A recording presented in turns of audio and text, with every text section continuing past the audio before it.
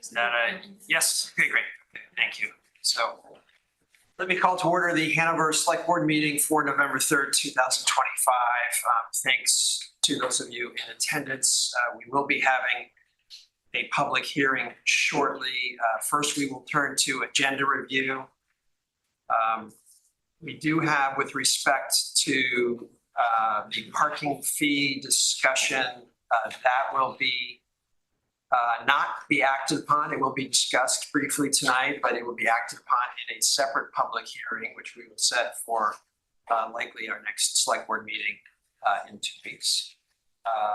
And the other item with the consent of the select board, I would recommend that we take up the Bressett Fund allocation guide and Bressett Fund application discussion prior to the various Bressett Fund recommendations, just since we'll be discussing the form, and then we'll be going through some specific examples. So if everyone's okay with that, things have had nods, we will that sounds good. Reorder accordingly.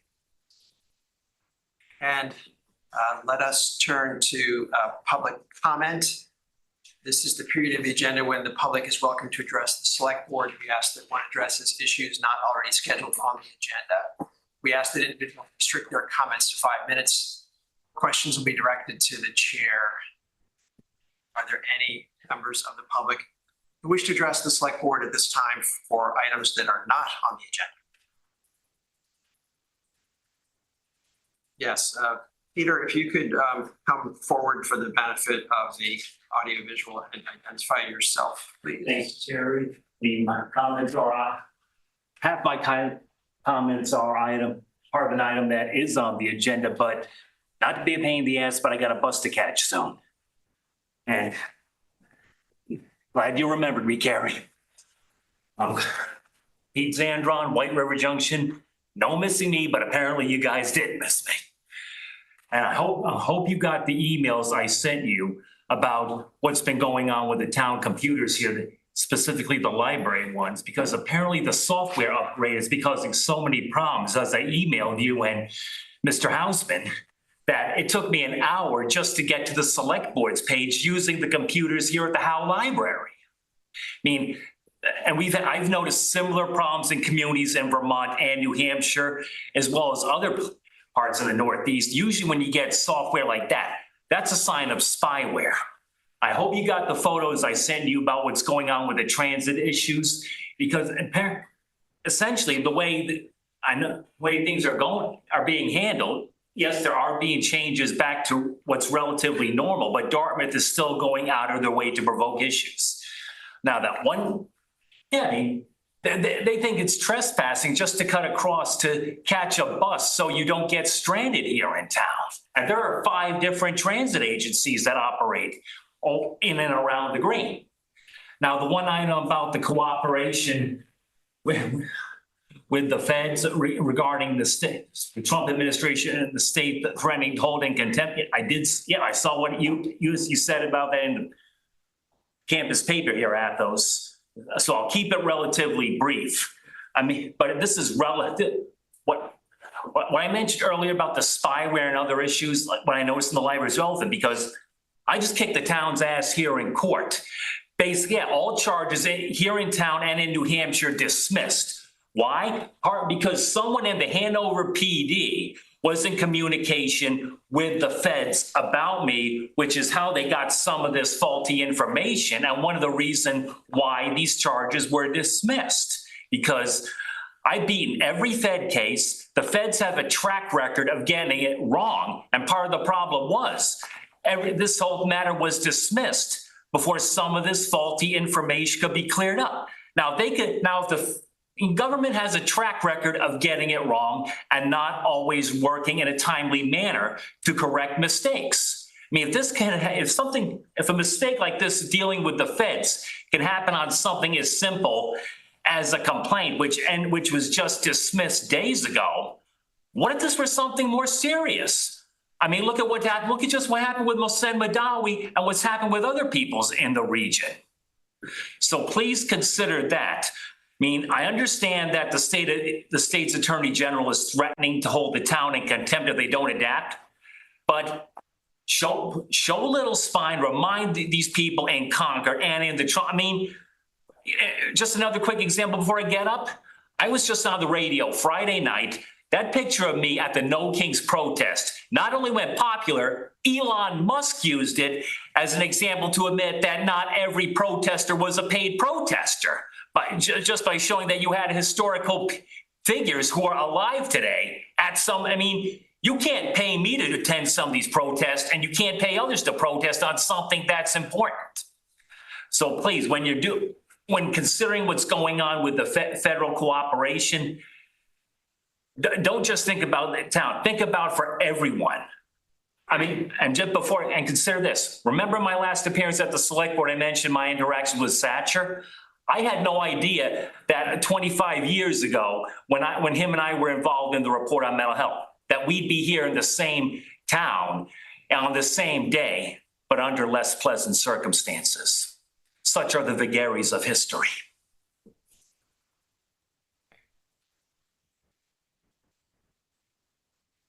Any other members of the public who wish to address the select board at this time?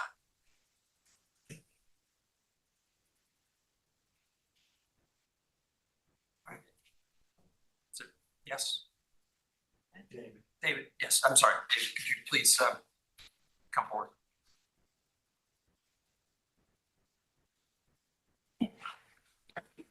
Hello, my name is David Vincelette. I have a duty to come to this board.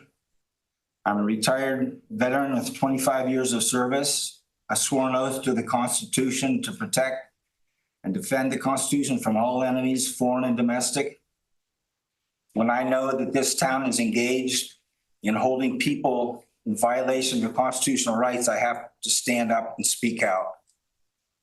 Now, the police department, the fire department, the sewer department, and the highway department are all supposed to be maintaining the road down into the nature preserve and providing police and fire protection.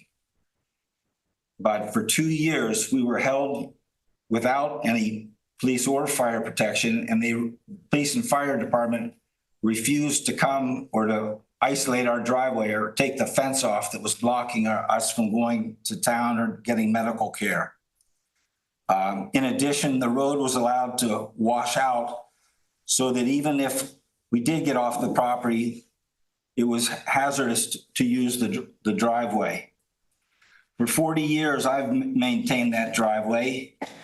And for 40 years in the fall, we've always had bonfires and brook purification rites where we jump in the brook. But this year, because of the weather, no fires were allowed. So we've been waiting for the rain to come. Thank God the rain has finally come and restored the brook so that we can use it. And the town has restored the driveway somewhat. They still haven't done any protection for the coming winter. But I wrote to Rob asking him to get on the town's agenda. I wrote to him, I said, I'm requesting the opportunity to get on the select board agenda for the same reasons as mentioned in my previous requests, as well as because the road that has been used by the town to deny safe access to our home and to do public access to the baptismal at 91 Lebanon Street could be blocked if it's not maintained. Your decision to keep me off the agenda makes it impossible for me to use the town facilities to present photos and videos of crimes being committed by town officials that have violated state and federal law. The townspeople have a right to know what town officials have done that violated the constitutional rights of town citizens residing in Shantytown.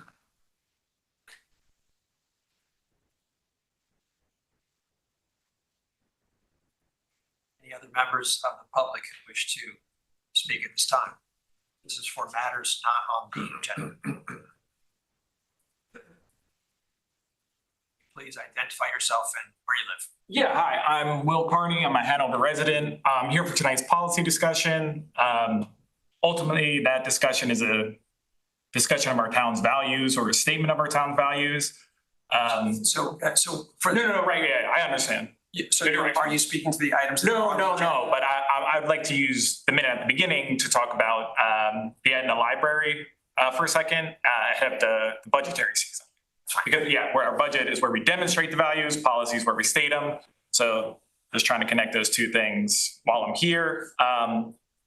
With that in mind, I just wanted to, you guys have a super unenviable task every budget season this year with the reevaluations, and there's no easy decisions here. So I understand everyone has the things they're passionate about in town.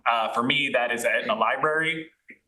With that in mind, I just didn't know, have you guys all been to the Etna Library before? Or great, so it's fittingly not much larger than a wardrobe, and you step into that place and it's magic. And when we first moved here, that was our first engagement with the town of Hanover. And despite the wealth of this town, there's we are bereft of pre-K offerings. So Jeff and Sarah at the Etna Library were critical to both of my children's development, both intellectually and socially. That was where we met people in town. That's where that's where my kids met themselves, discovered what their interests were. It's not just opening the doors to Narnia and Olympus. These are doors inwards. And for me, if this whole town was on fire and I could only save one room around which we had to rebuild, it wouldn't be this room or any of the hollowed halls across the street.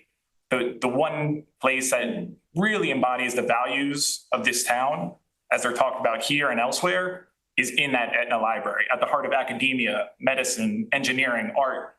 It's really that. And I know you guys are going to have so many people, and someone's going to end up disappointed in a budget. That's just life. There's always going to be compromise. I would just like to encourage the select board that when the Etna Library comes in front of you and you see line items, that you don't just see them as expenses, but as really representative of so much value that I think if it were put to a vote in front of the town as a up or down, that I think overwhelmingly people would be eager to support the work that Jeff and Sarah are doing there.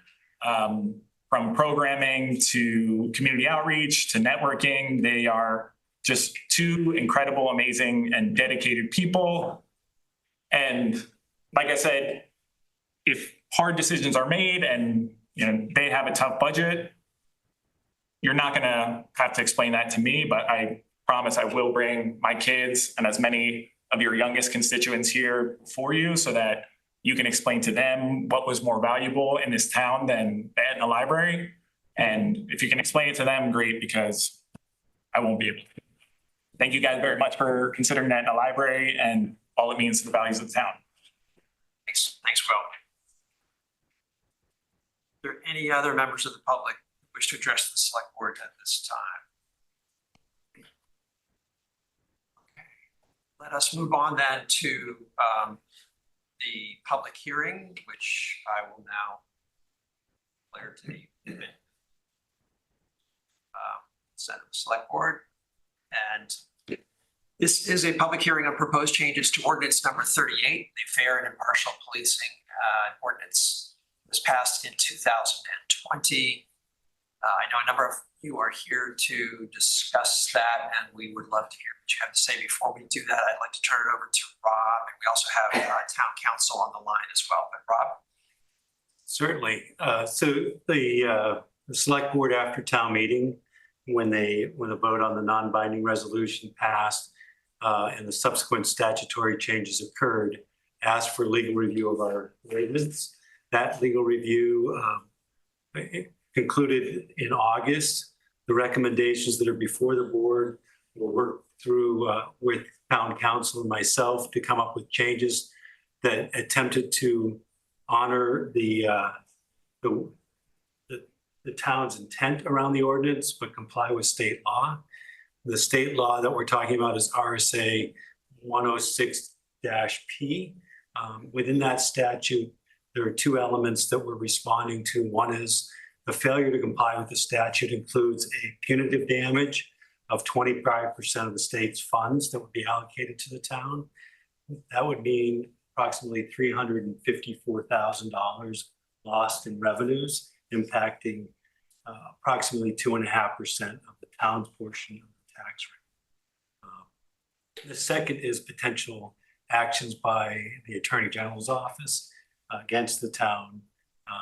So we believe that the proposed changes fully comply with the statute and attempt to honor the original purpose of the ordinance. I'm happy to walk through those changes. First one being within the preamble, the deletion of number 5 as shown on the screen. See if I can enlarge that for the audience. Can shrink the left side as well. I can. I'm referencing it. So.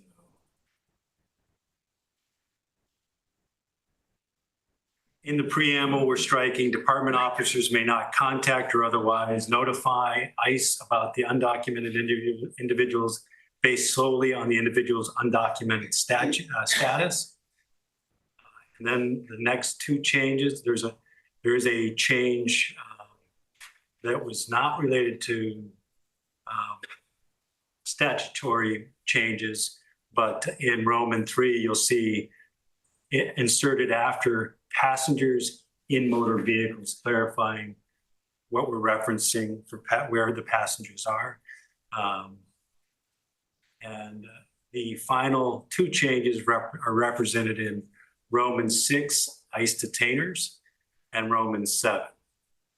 In Roman 6, it now reads, if an officer in the department receives an immigration detainer for an inmate in custody, the department shall comply with the detainer to the extent required under RSA 106P, provided the detainer is facially sufficient, supported by probable cause, and accompanied by lawful warrant, which is Form I-200 and Form I-205 or their successors. Detention may only be prolonged if safe to do so and consistent with state and federal law.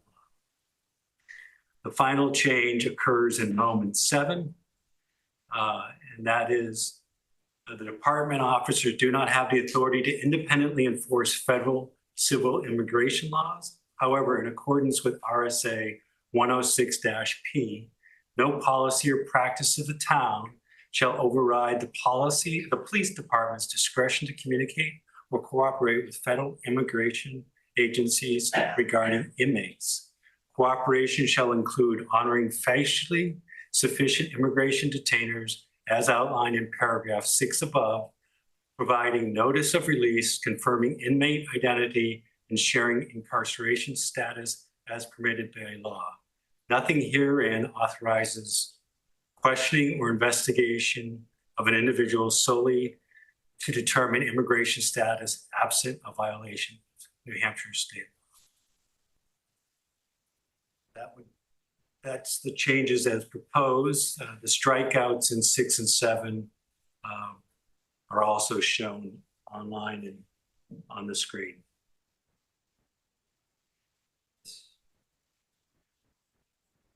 So, are there any other comments you want to offer before we open it up to the public? So it's a little challenging, I know, when you see the strikeouts, et cetera. There, I guess what I would offer before we open it to questions is that the language that we didn't read, i.e. the language that is unchanged, has all the benefits that were passed in 2020. So much good is retained. And office, I don't know if you want to talk to that a little bit, but. Thank you, Carrie. Yeah, Joanne and I were on the board back in 2020 when this first was, Ordinance 38 was authored and signed. Back in 2020, that was immediately, just to refresh your memories, immediately this process started right before the pandemic and finished during the pandemic. So we had a lot of our meetings online and it was really extremely well attended, both online and prior to that in person. The there were a couple of main concerns that brought this ordinance, it created it into the public sphere, and the reasons that the select board took it up, excuse me. And back then, we were less concerned with issues pertaining to ICE than we are right now, and nationally, that is to say. And the main concern, which if you read Ordinance 38, and I agree with Carrie, there's a lot of language here which we don't have the time to read, but I hope everyone has had their chance to do a little bit of homework and read it. It really was to create an atmosphere of trust with in our community with how policing is performed. So there's a lot of language and practices described in the ordinance, which describe best policing practices. And just the first sentence of the Declaration of Purpose is the purpose of this ordinance is to prevent biased policing and other discriminatory practices in any law enforcement related activity involving an officer of the Hanover Police Department. And this ordinance is intended to ensure that department members honor the human and constitutional rights of those with whom they come into contact. And that is the premise of the ordinance. That is the substance of the ordinance. And as everyone is, I'm sure, well aware, that times have changed and concerns are now moving in different directions. But in reading this, I hope everyone does get a chance to read it, because there's a lot of good, strong language here, which I believe provides the atmosphere or the structure of being able to have trust and confidence in our proceedings within the police department and how the police department interacts with other agencies. So times have changed, but I think the overall purpose or intent is preserved and to a large extent strengthened as well. Thank you, Office. Yeah, that background, and so we can go through some of the text of what remains, but again, a lot of good has been retained here. And thank you, Office, for giving that background context. I would even rephrase that, Carrie. I think by saying a lot of good has been retained, I think I would just rephrase that and say this is good. I think it is a good, strong ordinance. Okay, great. Thank you. So we turn now to you for comments or questions with respect to the ordinance and in particular the revisions to the ordinance. If you'd like to come forward, do we need people to come to the table? Yes, the mic is there. Please come forward to the table for the benefit of those who are listening at home. You have some attending via Zoom as well. Okay, all right. If you could identify yourself. Yes, my name is Robert Keene. I've been a resident of this town since 1947. You are facing a heck of a problem, and I don't envy you one bit. But I thank you for your struggle to play with words. The problem I have is it's not a wordsmithing job, it's a moral job. When your government acts in uncivilized and illegal fashion at whatever level, town, state, or government, national government, and when they are defying the rule of law, it seems we citizens are compelled to speak up. And I think as citizens, you are compelled to speak up. And because the state of New Hampshire has made the decision to essentially slap our hands based on what we've decided for ourselves, it's a heck of a position to be in, particularly when they're pulling strings on the purse that we get. I plead with you to think of the big elephant in the room, and that is the moral nature of the behavior of ICE and their conduct. And that wasn't the way it was 20 years ago or 10 years ago. And I don't think there is a policeman in this town that has the heart to do what ICE has been doing to human beings across this country. And I plead with you to avoid this wordsmithing mess and just stick to your guns. Thank you.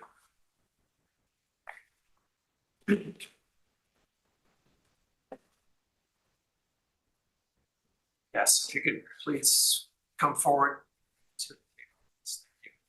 You can't hear me with this on, okay? Better to take it off. Okay, that's better. Sharon Racusin, 35 Cummings Road in Hanover. In 2019 and 2020, I lived in Norwich, and I was part of a 4-town effort to write these fair and impartial policing documents, ordinances, policies, FIPs, we call them. For Norwich, I was the lead person in Norwich. I think Daisy Goodman was working here on behalf of the group. You're right, Athos, that at that time, we were thinking a lot about Black Lives Matter, people being pulled over for absolutely no reason, and it conflated with Trump coming into office. And we started to think that we should probably think about ICE as well, and it became part of the FIP. It now appears that these documents are being used against New Hampshire towns, and when we created them in good faith. I watched the meeting in October online, the recorded, and it was obvious that you were all grappling with the interpretation, and with all due respect to counsel, the language of HB 511 and 106P is absurd. It's meant to instill fear and uncertainty, and it's doing that. And while the original policy was an attempt to promote trust and fairness, amending this FIP completely changes the purpose, and it's no longer fair and impartial policing policy. On the contrary, it's unfair and unwelcoming, and it makes the town complicit in a very immoral state law. It's a contradiction. It starts out beautifully, and it ends with this detainer crap. So a lot of us are going to offer ways out of this. We are in the throes of a fascist regime, hell-bent on breaking the rule of law, in the case of immigration, violating the fundamental rule of due process, sowing chaos, violence, cruelty, and arbitrarily targeting cities and towns, and doing much worse. We've all seen it. It's unfolding in real time. This past May, I brought a resolution to prevent the Hanover Police Department from entering into a 287G agreement, which was meant to be appended to the ordinance, and it passed. And for the many reasons it passed was the fact that the Biden administration banned it for its unaccountability and cruelty. And it's unfortunate that our governor has decided to take the MAGA path. In the process of trying to abide by the state mandate to apply 287G to every town, especially Hanover and Lebanon, the state is ignoring the will of the people.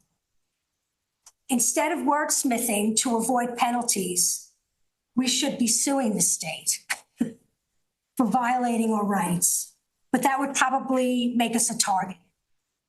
So keep in mind, just as the FIP was constructed out of nothing, because we were concerned as citizens, it can be deconstructed to reflect something that is a humane town policy using the positive parts of this document.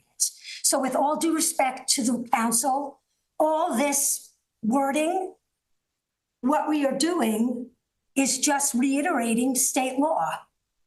For what purpose? If our goal of the original ordinance was to ensure our communities were safe from the neo-Gestapo, that everyone knows their rights, the most vulnerable of us have access to services without fear of getting them, then we must remind ourselves that undocumented people are still not criminals, no one is illegal, and that neither Hanover or Lebanon are sanctuaries. And this language is the regime's narrative, not ours. We have to keep that in mind. The section on ICE detainers is frightening. In the original ordinance, you just wordsmithed around it and made it the same, really. It's apparent to me that there's always been a contradiction. There is no reason to reiterate the mandate in all of its intolerable injustice. In this environment, we really can't follow a law that's unconstitutional, where everyone could be a person of interest subject to being held without due process, a student, a professor, a protester, a brown person, a Black person, a queer person. They'll find a way, right?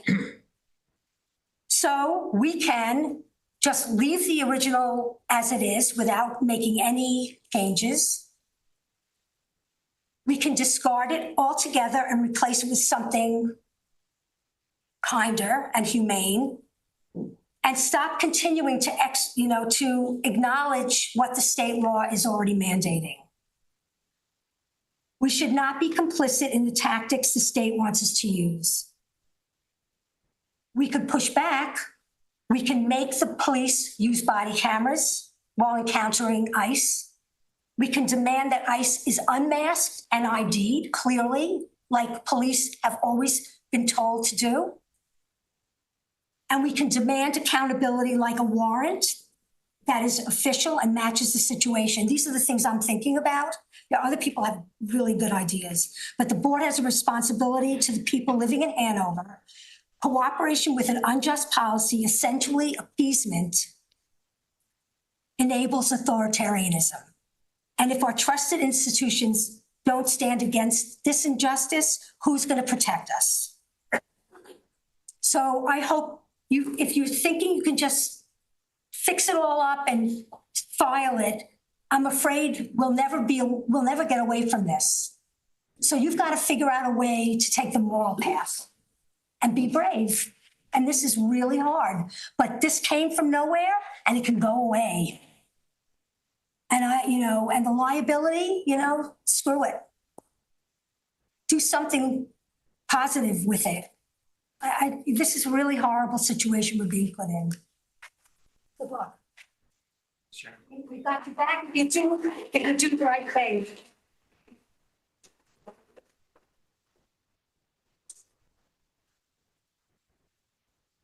Members who wish to address the select board this time.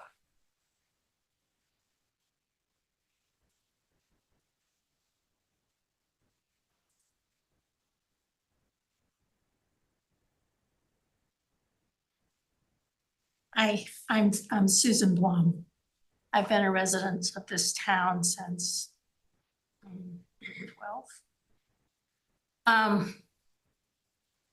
I just really started looking at this the other day, so I'm not really prepared to give a really detailed analysis of it. I just think this is a really bad situation. I know that you guys are put in. But as everyone says, you have a fiscal responsibility, but yet there's a moral duty here. And this is just the start. If you back down for this, what next? We have to remember history in all of this. You got to take there's got to take a line somewhere. And this is the start, and they're going to just do more. And what about local rule? This is New Hampshire, for Christ's sakes, This is the whole state all about local. I think this should be tabled. I think you have until January. I think you really need to have more community input, put together maybe a committee of community members to maybe look at it. I don't know how much legally you have looked at this, but the constitutionality of this has to be tested too. Whether they enacted it very quickly, I'm not really sure about that. I'm not even gonna take a stand on that, but we should know that before we start doing word changes. And you mentioned the detainers. Well, if you have a detainer, it's okay. You know, all those detainers are usually based on lies. We saw that, you watch the news, you see these people being picked up, sent away to other countries based on things that weren't true. So detainers don't really mean that this is legal and just. And it's gotta stop. And the 350,000, what's the price? If it was only 200,000, would we say okay? If it was $1, we should say no. I think we have to as a town, we have to get a backbone and say no, and take the time. We have until January. Don't pass anything in a rush. And I don't know. I just really don't know. I know you're in a hard place, but I really think this is the start, and we have to stand up now. And it is a moral issue. It's not a fiscal issue. Thank you.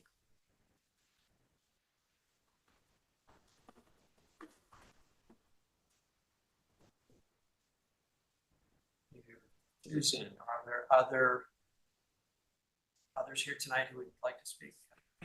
Please come forward. Dean, if you would, please come forward to the table here. Thank you.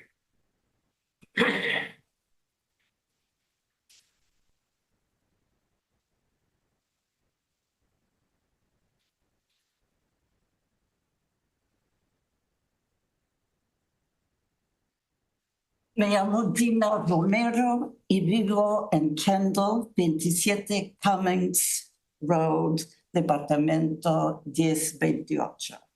And if I were walking down Main Street with friends of mine who come from South America and look like they come from South America, and ICE was around, we could be in big trouble simply for speaking Spanish.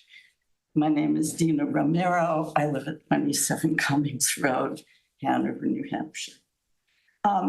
I second everything that was said ahead of me, and I'll try not to be redundant. I recognize that you two have a very difficult job. I'm grateful that you are doing that job because I know I couldn't do it. I would like to ask you to consider that you are doing your job in a much larger context. This is not just Hanover in a little box. This is Hanover in the state of New Hampshire, in a country that is really in pretty bad shape right now, where the tenets of our democracy are under threat. I read this ordinance, and there's much in this, the original ordinance, that is commendable. And my problem, whether you have 0 people to turn over to ICE or 50 people to turn over to ICE, is that ICE is not a reputable agency. My question of you as a select board is, how can one be a citizen of a state that is doing bad things? My question to you is, at what point do you draw the line? Oops. I mean, Trump's immigration policies are outrageous. Brutality toward immigrants, unfairness toward citizens and legal immigrants, masked ICE agents, tactics that violate the law and human decency, violate the right to due process, using racial profiling. All those are against the values that form the basis of this document, the preamble. As a community dedicated to welcoming diversity, the town of Hanover affirms the human and civil rights of all people. Please tell me how turning someone over to an ICE agent is affirming the human and civil rights of all people. I'm going to quote Abraham Joshua Heschel. In a free society, all are involved in what some are doing. Some are guilty, all are responsible. If the federal government can simply say someone is here illegally without having to prove that claim, it could deport anyone with impunity. I have a partner who has an accent. You know, what if he is stopped? I mean, this is not really a very good situation. My understanding of the ICE detainer, judicial detainer, is that complying with it was voluntary. And I also do want to ask you in item number 6, that you referred to accompanied by a lawful warrant. Is that a judicial warrant?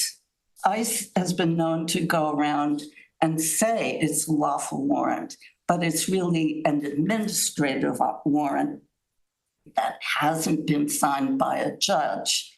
And I have been to the trainings I have attended said it must be a judicial warrant signed by a judge. And we know that this agency has even violated what a judge has said by shipping people off to El Salvador in violation of a judge's order. I don't have a solution to offer you, and I am really grateful for your time and your willingness to grapple with this.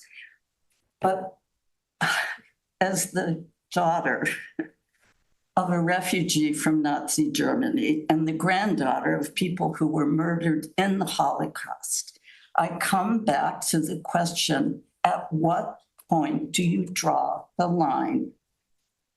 And I will conclude by reading something that I'm sure you know of by Pastor Martin Niemöller. First, they came for the socialists, and I did not speak out because I was not a socialist. Then they came for the trade unionists, and I did not speak out because I was not a trade unionist. Then they came for the Jews, and I did not speak out because I was not a Jew.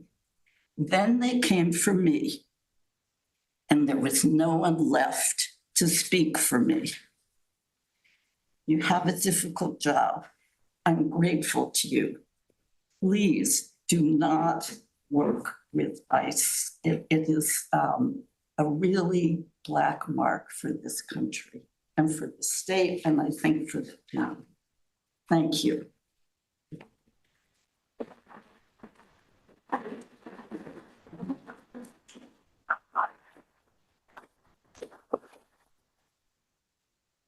Rob, with respect to section 6 language, issue of judicial versus administrative detainers, maybe we could just spend a moment, and perhaps Laura might opine on this too, but or do you want to start? I think we should get through the public Keep hearing going, okay. and give Laura the chance to speak. Okay, all right, At the end. good, very good. Yes, please. Jake Blum, East Willock Street. As an 18-year-old, after my freshman year in college, I volunteered and went to Mississippi to work for the civil rights movement there. And I saw people killed with police complicity. So I have a close-up view of what bad things can happen when the government turns against fair and impartial practices. And everything I've seen on TV with ICE swooping people up, I've heard they've sent them to other countries without any proceedings or anything like that. And like several people have already said, there's a time you've got to stand up, and that time is now. These ugly things creep into society and you let them creep and creep. And then we're gonna lose the democracy that we all treasure so much. Thank you. Thank you, Jake.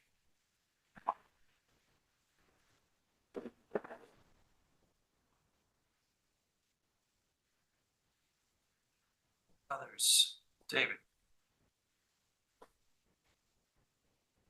Somebody left their phone. David Vincelette, 93 Lebanon Street.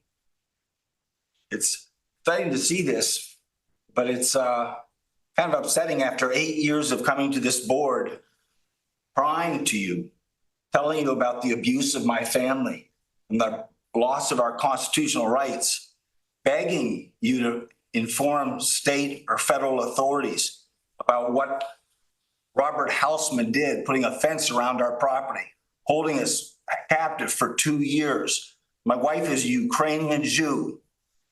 She was restrained in her freedom for 2 years. David, the subject here is The subject, Ordinance you're 38. talking about the government is about protecting people's constitutional rights. That's the intent of this law. It's about the fair and impartial policing ordinance. Yes, So and I was unfairly policed. For 8 years, I've been fighting this battle alone.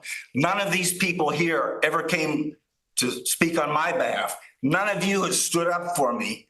Robert Hausman is a federal criminal, and you don't want to talk to me about it. You won't put me on the agenda Correct. If you have because you're a comments- criminal too. You have comments on Ordinance 38, that's fine. I have comments. My comment is that New Hampshire Police Department, Hanover Police Department is not capable of discerning people's constitutional rights. I took a complaint to the police chief. There were 13 officials who knew that my family was being abused. Nobody looked into it. Nothing.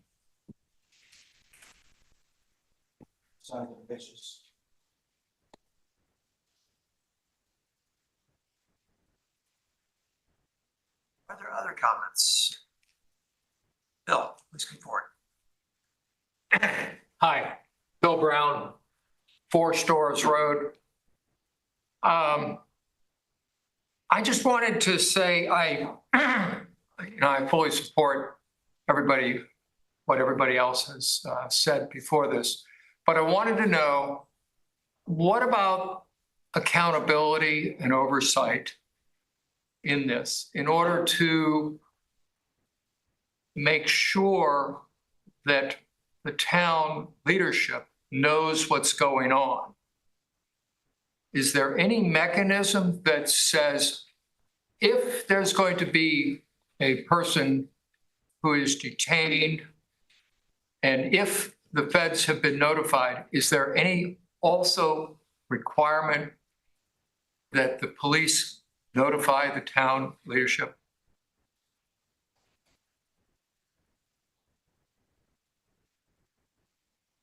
I will only speak to, I'm not sure I fully appreciate the depth of your question.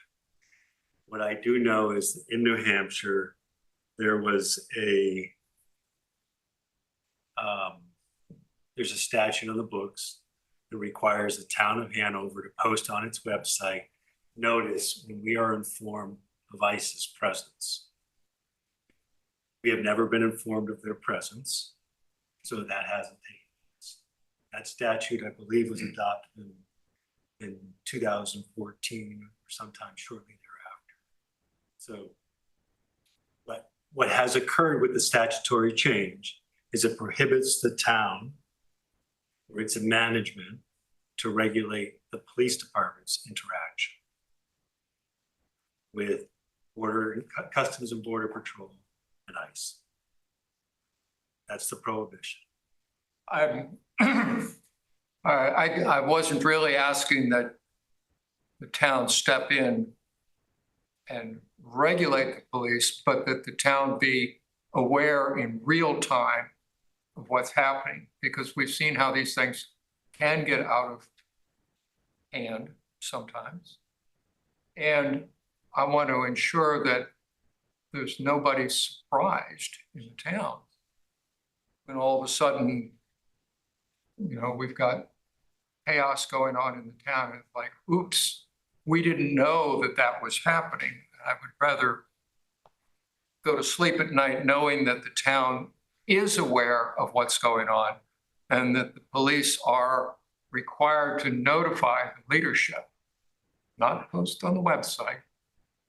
But I would feel better if you all were part of the notification process. That's my thoughts. Okay, thank you, Bill.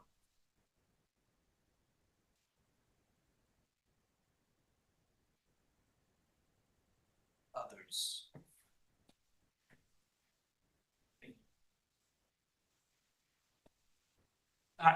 Someone leave their phone? Yeah, we're. Oh, okay, cool. Yeah.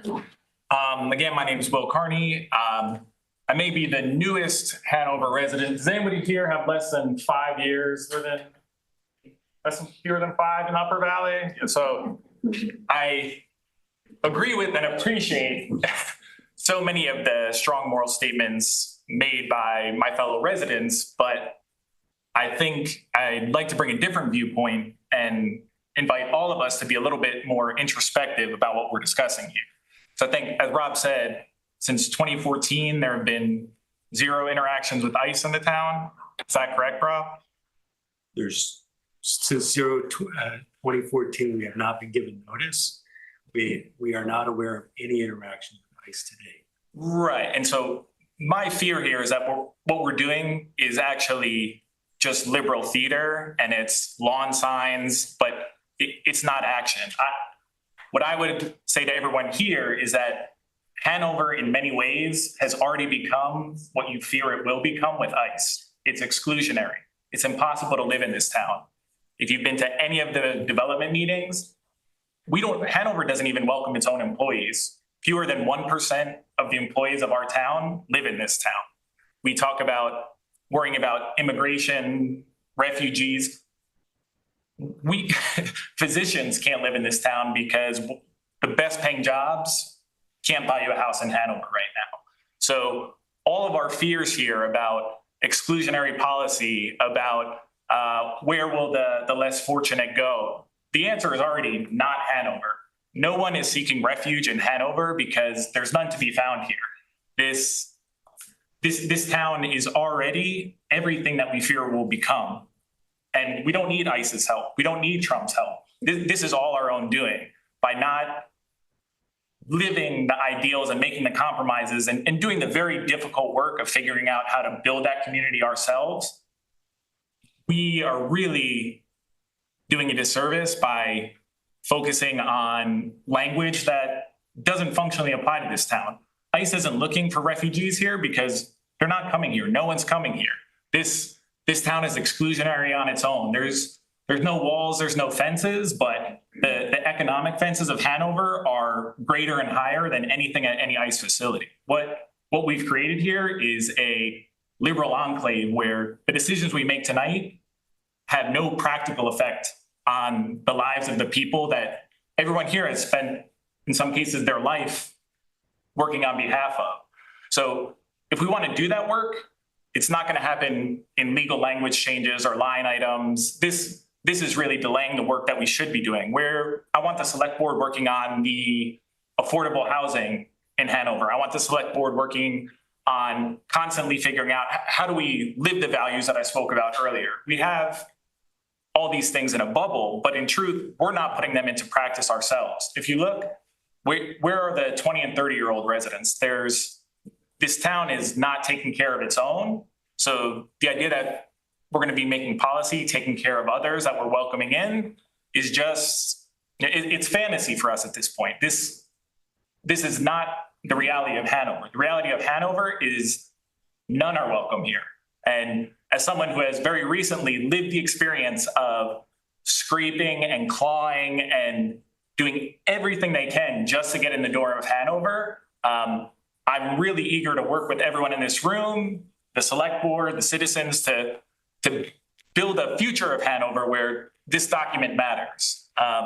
But right now, this document doesn't matter to Hanover because a Hanover where it matters isn't the Hanover that exists right now. So my encouragement to the select board is make the policy, whatever the minimum changes we need to make in order to keep that state funding, but do so with the intent that you're doing it not because functionally this will change policing in Hanover one way or the other, but because we have so many real and pressing issues that matter to people who are vulnerable in our town right now, who are citizens or who are trying to become citizens of Hanover right now and can't be here tonight because they're working multiple jobs, because they don't have the time, energy, or effort to contribute civically when we're keeping them out. So I completely agree with all the larger moral sentiments that we're making, but I would just encourage the select board to move through this as quickly and deliberately as possible, not because it doesn't matter, but because I'd like to make a Hanover where one day it does, and that we are welcoming in a way that we are not right now. And I would like to invite everyone here to be a little bit more introspective about what we need to do, the sacrifices we can make right now, not in appealing to Trump or the federal level, but right now when we need development, when we need true investment in this town that's going to cause compromises that we may not be comfortable with. We have to be willing to make those if we are going to be the kind of town where any of this matters in real life. Thank you as well. Others who wish to address? Caroline, do you mind coming forward?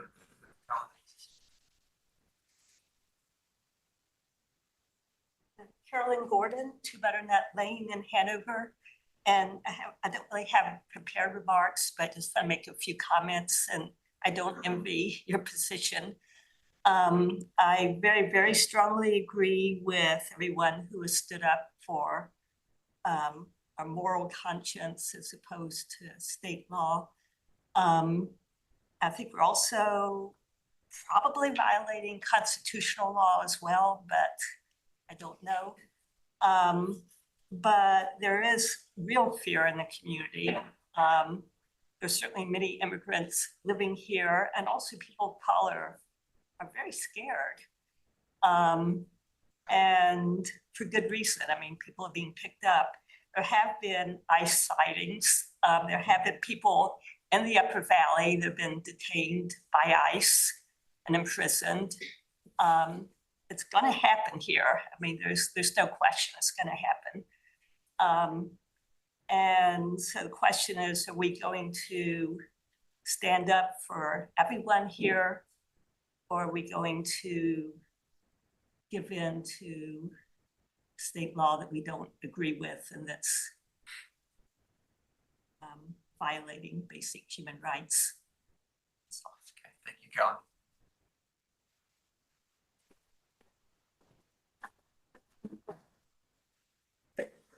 There are others who wish to address the select board at this time.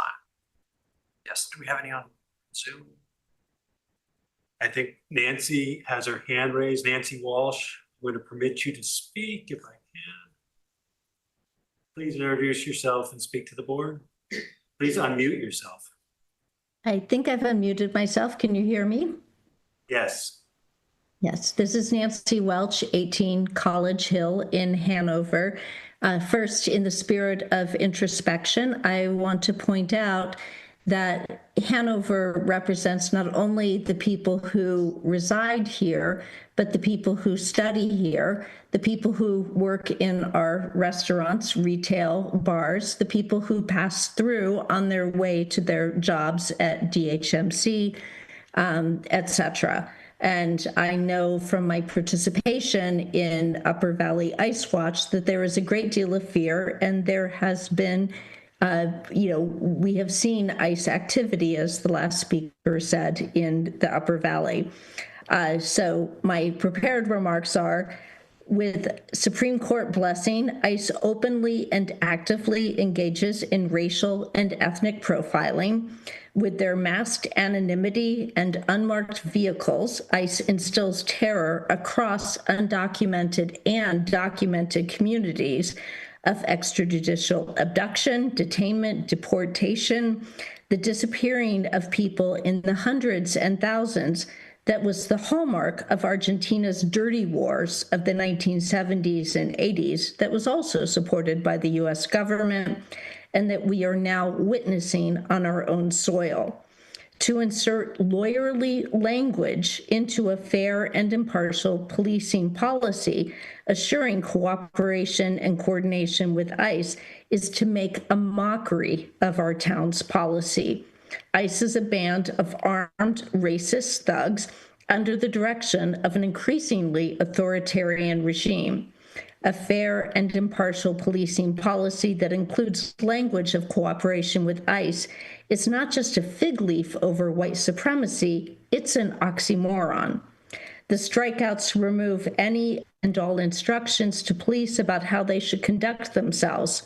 Hanover voters made clear at the last town meeting that we depend on you to be our local line of defense against state violence and authoritarianism, to say no to dictatorial bullies. You need the political and moral will to call the governor's bluff and refuse to back down from the stance voters called on you to take of no cooperation with ICE.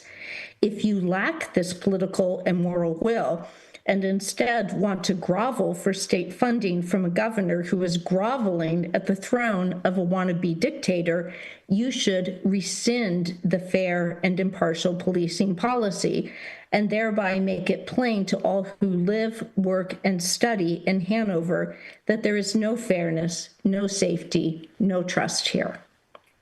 That's all. Thank you.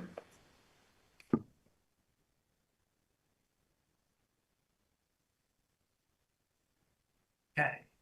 Anyone else on Zoom who's got their hands up? Give me a moment. Anybody else on Zoom wishing to speak, please use the raise your hand icon.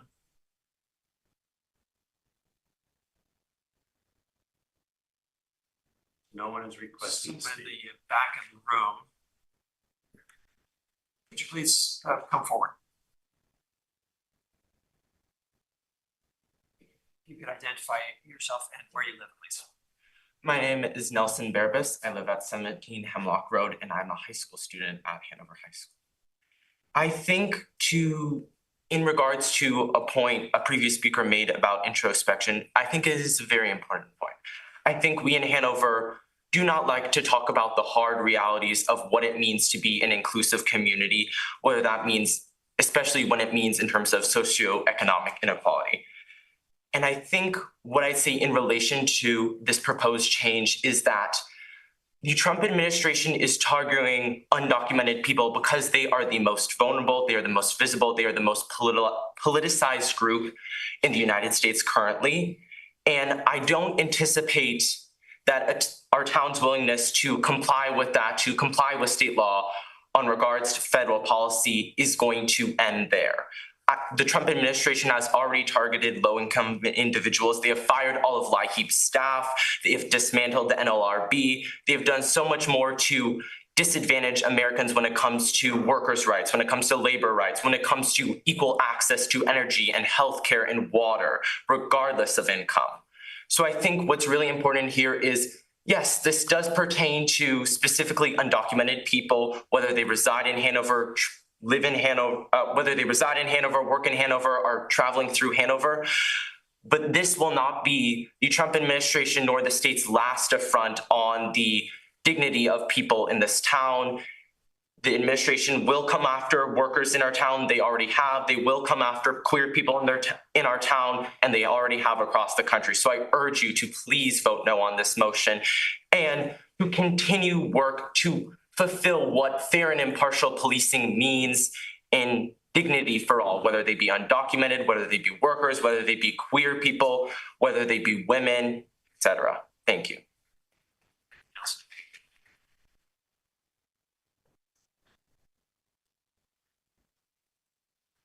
Anyone else here in the room? Yes, please come forward. You can state your name and where you live, please.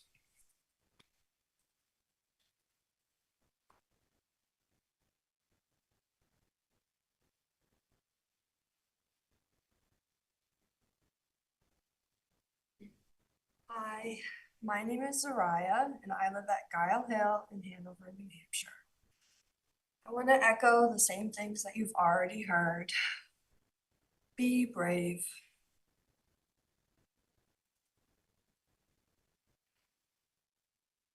This administration is going to keep pushing you. They're going to keep pushing you, and this will not be the last time. This is just the beginning. Unfortunately, this is just year one.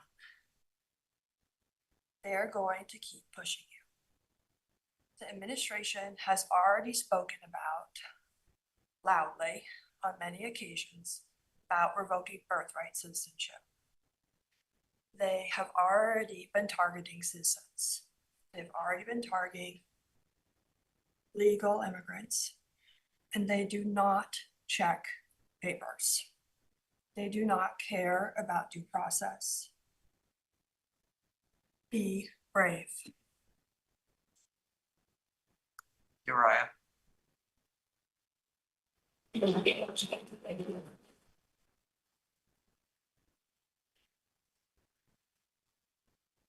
Others who wish to speak.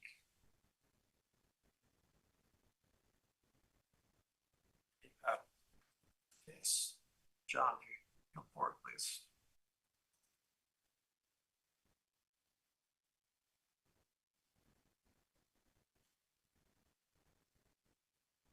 Thank you. My name is John Jane, and I live on Thompson Terrace, number 7, here in Hanover. I think a lot of people have spoken about how important this seems to them from an ethical or moral standpoint. And certainly, if we look at what many pieces of our federal government are doing, it seems that they are breaking the law.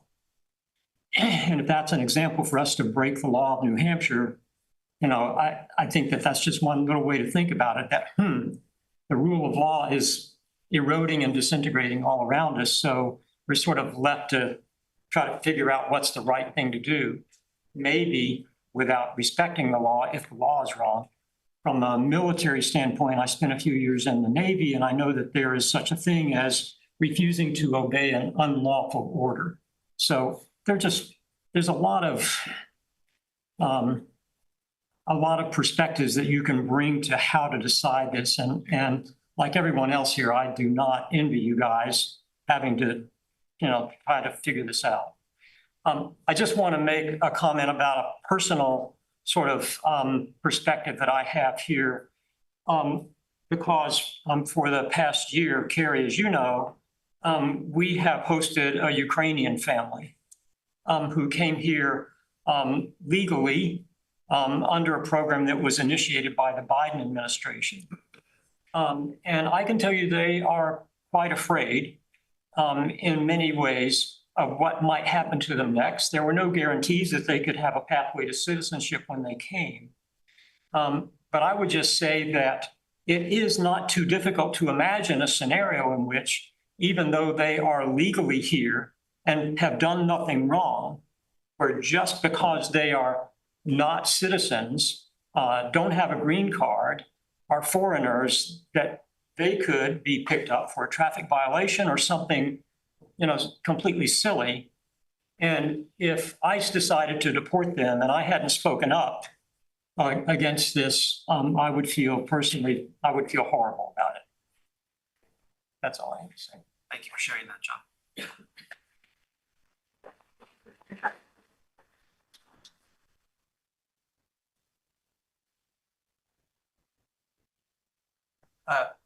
Yes. Mr. Barnes. My name is Bear Barnes. I live on 10 River Road, lived here for about 6 years. And I guess I would echo what most people in the room have been saying, and I would sort of add that there aren't a lot of places and a lot of institutions that can afford to raise their hands against this administration. So when some of these, well-endowed colleges, finally started to fight back a little bit, when some of these law firms started to fight back a little bit, when a few companies have started to push back a little bit, it's rare because there aren't a lot of institutions that can afford to do that. And I would argue that maybe Hanover is one of those places that actually, it would hurt, but actually could stand up and say, not us. And that might encourage other towns to do that. I know that's sort of taxing the whole town to do something like that. So it's not my place to, but just consider that, most towns couldn't even have this discussion because they just couldn't afford to lose the 350 grand or whatever it is that the state's going to give to us. Hanover could weather that. Who knows what would happen after that? I understand that that could be the beginning of, some nastiness. But I think we're one of those places that could push back if we wanted to.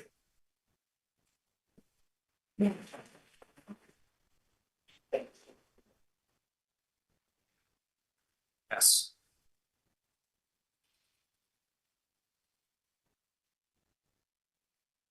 I'm Deb Jane, and I live at 7 Thompson Terrace, and I'm related to the other guy that spoke up. So we have the Ukrainian family at our house, and I just want to say that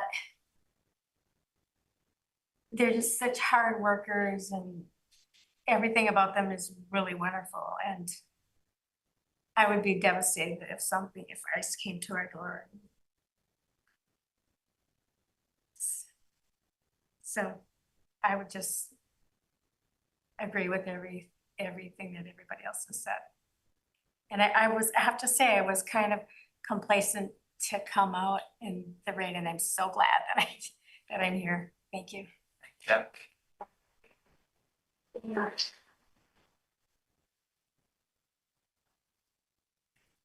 who wish to speak in the public hearing.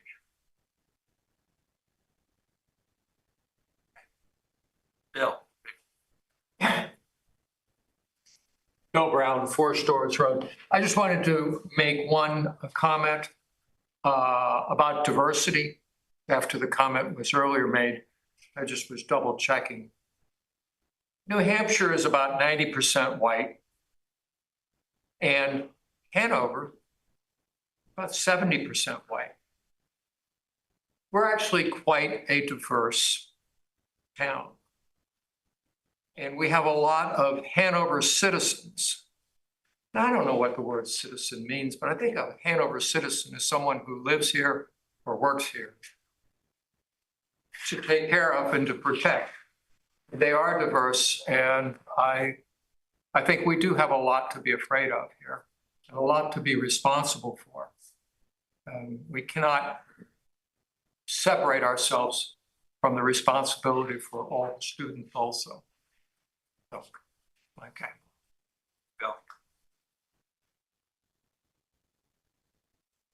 So I think unless there are other speakers, and I do want to allow for some time for the select board to speak, but before that, we would close the public hearing. So unless there are other members of the public who wish to speak to the select board at this time, and we're seeing none on Zoom, is that correct, Rob? There's no one with their hands. There's no one that. All right. Good. And I would recommend my fellow select board members to close the public hearing, and then we will discuss. Is that fair? Yeah. Yes. Okay. Close the public hearing. Do we have to do that? I don't know. I don't think we, I think I think you can do it. You just close I it. think you have the authority. It's a very powerful position. Use the gavel, use the gavel. Use the gavel. Right. Really? It's a gavel. Yeah, never gets use it. All right. Very tap, but we will, so the public hearing is closed. The select board will, however, discuss, first of all, let's address maybe a few questions that I think arose and talk about next actions. And legal counsel. Yeah, were there any comments before we got into, I think there was at least one, several technical questions. Any comments that you or Laura might want to? Sure. I mean, Laura's on the line, and let me stop share so we can. So Laura Spector Morgan is town council. Hi, everyone. Hi, Brad. We should start with the premise that the select board tasked me with looking at the statute, evaluating what potential issues were outstanding, and work with council to come up with a solution. That's what's before you tonight. You know, Laura and I had the opportunity to discuss whether we could take enforcement action against the state. I believe we talked to Civil Liberties Union. They felt that that was not a course that was appropriate, given that other similar statutes in other states passed muster at the state Supreme Court level. Correct me if I'm speaking out of turn, Laura. Not that they felt it would be inappropriate, they felt it would be unsuccessful. I'm sorry, thank you. So the challenge is, what path do we take to move forward? And I think obviously we can use the next month and a half. We have 3 meetings before any drop dead deadline kicks in, to figure out whether this board wants to choose a different approach. One suggestion was to rescind the ordinance as a whole. The other suggestion that Laura has offered, and I should let you speak to it, is to delete any reference to ICE altogether in the ordinance, so we're not raising that issue at all. You know, those are options. I haven't been able to process all comments made and think about what other options may exist. We do have Laura on the call tonight, and she's heard everything that has been offered. And I'm sure that the discussion that will happen shortly may also help guide us in what the next steps could be. Okay. Thank you. I did hear a question, and let me see if I, to my fellow select board members for help here, but I believe there was a question with respect to detainers, whether they were administrative detainers or judicial detainers. The warrants. Oh, sorry, warrants. Yeah. And the warrants. Difference Yes. between the two and what that distinction might mean in the context of the proposed ordinance that we're discussing tonight. So the statute defines immigration detainers. They are not judicial warrants. They are administrative warrants. And they can even be immigration warrants where the official form is incomplete and fails to indicate on its face that the federal immigration official has probable cause to believe that the person to be detained is a removable alien, but is supported by affidavit, order, or other official documentation that indicates that the federal immigration agency has probable cause to believe that the person to be detained is a removable alien. So there are lots of flaws with the statute. My office hates this law. We hate everything about this law. We hate this policy. Unfortunately, our job is not to tell you that the policy is terrible. Our job is to tell you what is legal and what lawsuit we think you can win. And we don't think you can win a lawsuit challenging this law. So whether or not you want to take a policy decision that you're going to not comply with the law, that's your decision. That's not something we can advise you on. So Laura, with respect to Section 6 on the ICE detainers, can we read this sentence by sentence? Because, and I asked that you maybe parse some of the words. So, yeah. You know, the word inmate in custody, what does that mean? Yeah. What's the circumstance of an inmate in custody? So I think some of those distinctions are important to understand. Yes. So inmate is also defined in the Act. Inmate means a person in the custody of a law enforcement agency. in the custody is not something that is defined in the statutes. The closest I could find is there is a definition of arrest. An arrest is defined as taking someone into custody. So I would say that you are in custody if you have been arrested. And the circumstances of that arrest would be independent of immigration status. Is that correct? Correct. Yes.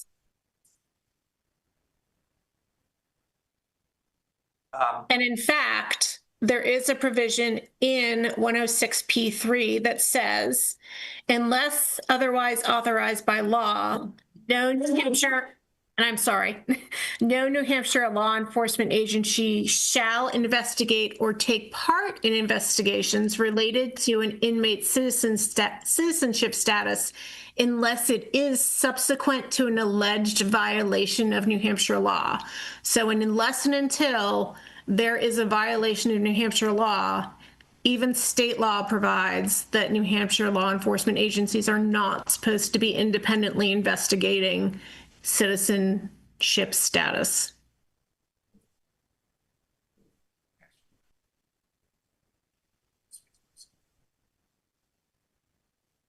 I just wondering for myself, this makes absolutely no sense at I all. just had a question regarding that, Laura. So if they're not able to investigate the citizenship of somebody after a violation, but somebody is held in custody because they were arrested for something, it seems as though ICE could ask them to comply with investigating. So doesn't right, they can't investigate until someone is in custody. Right, but we just went how, maybe I'm not understanding. I thought the definition of in custody was a little bit undefined and could mean you were just arrested. Because to be arrested is to be put in custody. And I mean, what struck me was the way inmate is defined here is really different than the way it's defined in pretty much every RSA that I read regarding what an inmate is and what your rights are as to like not be detained unlawfully. So it seems to me that this law would place our police department in a very difficult situation where they cannot comply necessarily with all of the RSAs at once. I would say once they have arrested someone, they are then subject to this law where if they receive an ICE detainer, they have to then cooperate with ICE. And it doesn't matter whether they have arrested someone for shoplifting or murder.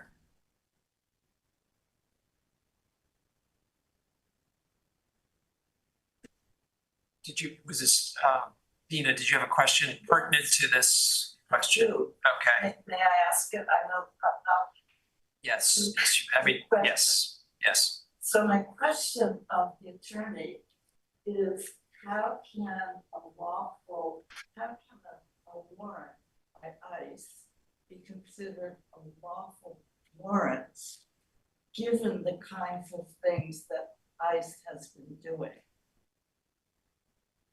In other words, taking people, not honoring their due process rights, et cetera. And I'm sorry, I couldn't hear that. Could someone repeat it for me? The question, Laura, is how can What defines a lawful warrant? yeah, what defines a lawful warrant given the practice of ICE today? The statute is all I can tell you is the statute defines immigration detainer as one of three things. And can I promise you that ICE is going to comply and give you one of these three things? No. Can I promise you that ICE is not going to show up and say, give us that person even though we don't have one of these three things? No.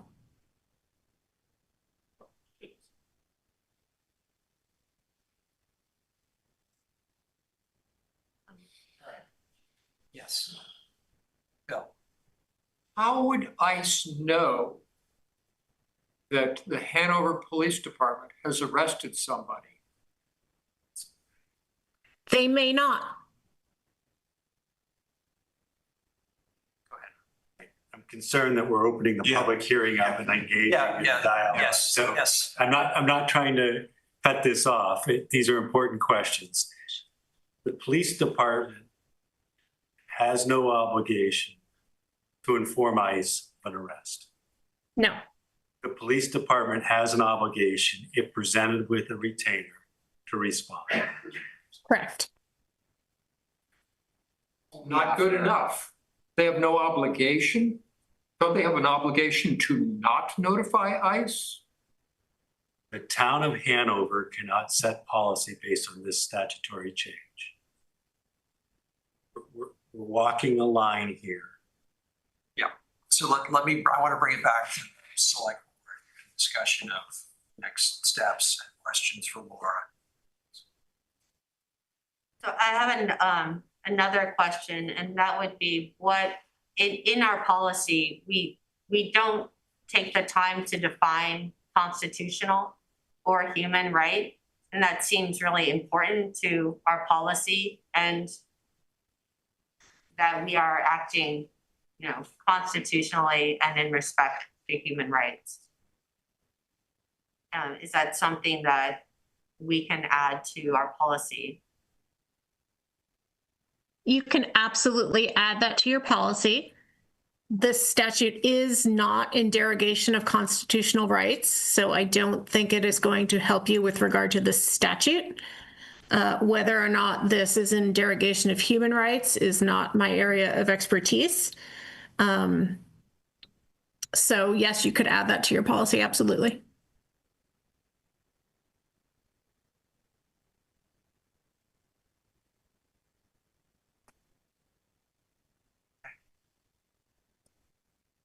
Other questions for Laura?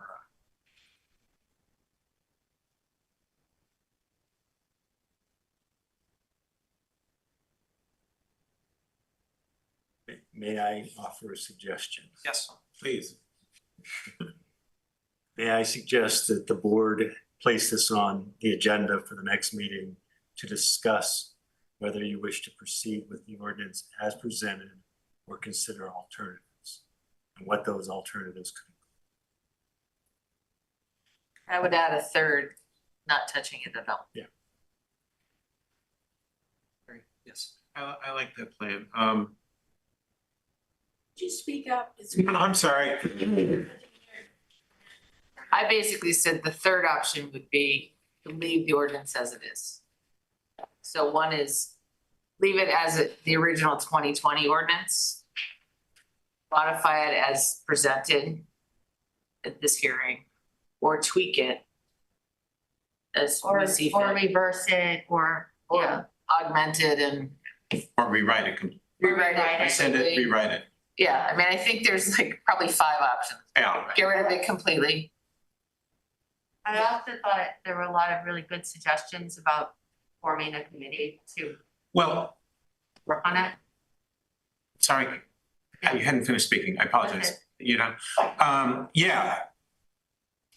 We've brought this up at our select board meeting several times over the last, I have to go back since July. And I at all of those, I was knowing how many people feel strongly about this. I was disappointed. I'm not scolding, please, because part of our job is to get the word out. And I think we finally did get the word out, but we've had no public input other than some emails to date. And this is really, we had obviously all that really strong public input back at the town meeting in May, but that's a captive audience, and we've not had any public input until today. So to act right now, I think would be inappropriate. There are so many options facing us. For one, I feel what we've heard today, feel what we heard back in May. I'm trying to avoid,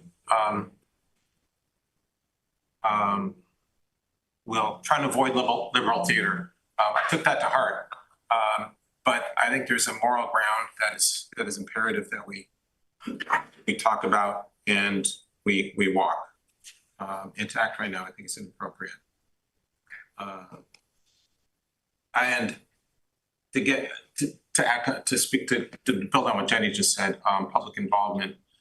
We heard what you said tonight. We heard what people said back in May, which is why we've been so careful about this. And I think we have a lot more work to do.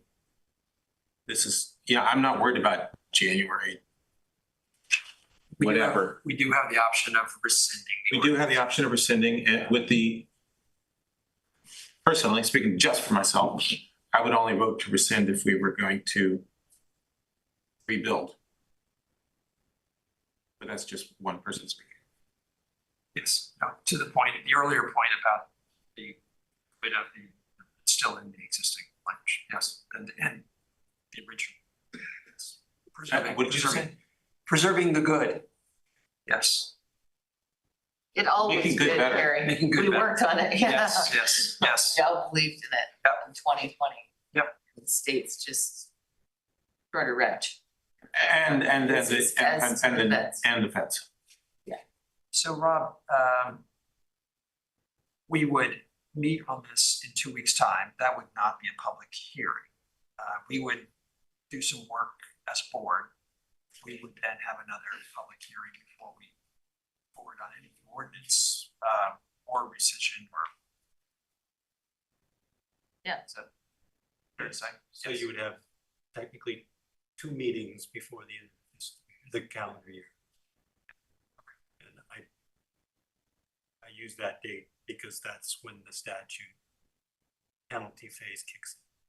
Yep. Good. Thank you all very much for coming. Unless there are any other comments from the select board.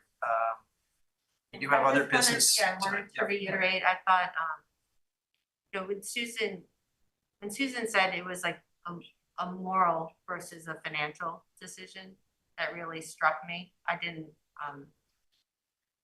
I don't see this as liberal theater. I see this as really important. I just wanted to say this. I'm really impressed that everyone comes up and speaks so eloquently about really important issues. Thank you all for coming tonight. We really appreciate your input.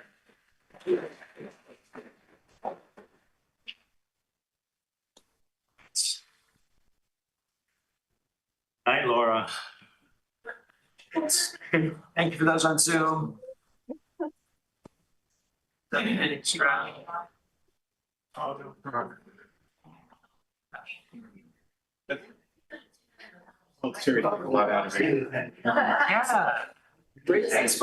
Unbelievable.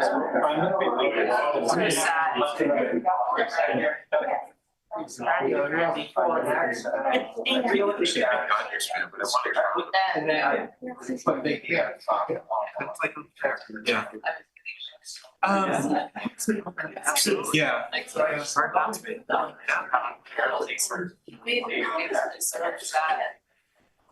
Is it white? Japanese officials. Like email. Oh my God. We let in 2 runs. The first game, that was it. Thank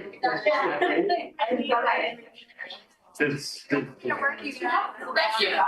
Jen, it's not important.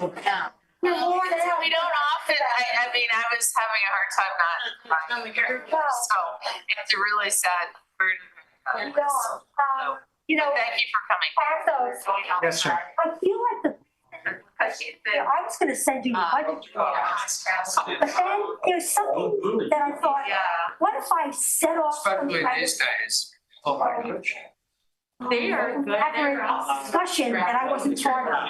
Yeah, we could end up being on the front page. That's as opposed to just emailing you. I have a lot of that stuff that I could send, and I hope that I go back and listen to the recording, to all the options. I went to the This is like so intense. And I really appreciate it. I could see you listening and understanding. something that wasn't apparent before. Thanks. Thank you. Cleared everyone out? Parking rates. Parking fees, come on. May I suggest that we flip parking rates to, we go after the Bressett Fund? Absolutely, yes, yes, yes. I didn't even see you folks, but I didn't even see you back there. I was sitting here counting and I'm like, You wait need a to move minute. forward. Listen. You know what's interesting now is, in all the dialogue, happened here with the police department. Yeah. Well, I mean, I think. We're still live. I know, I know, Yes. and I'm not saying anything that I don't want the public to know, but Do you want to come forward? Oh, I love. Yes, okay.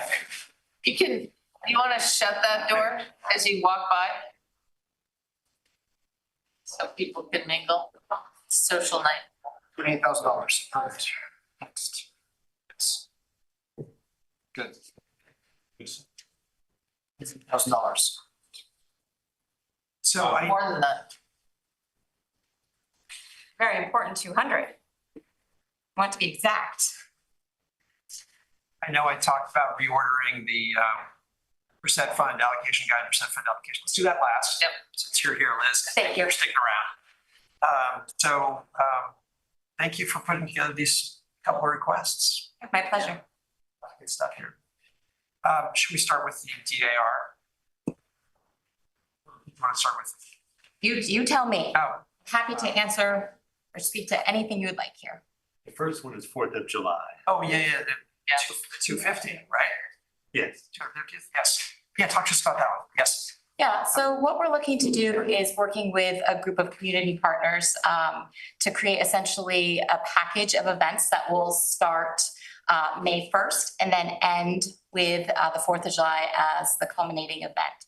So some of the groups that we have already been working with are, so Hanover Parks and Rec, the Howe Library, Dartmouth, the Hanover Improvement Society, the HOP, Hanover Historical Society, Upper Valley Business Alliance, Daughters of the American Revolution, and the Downtown Working Group.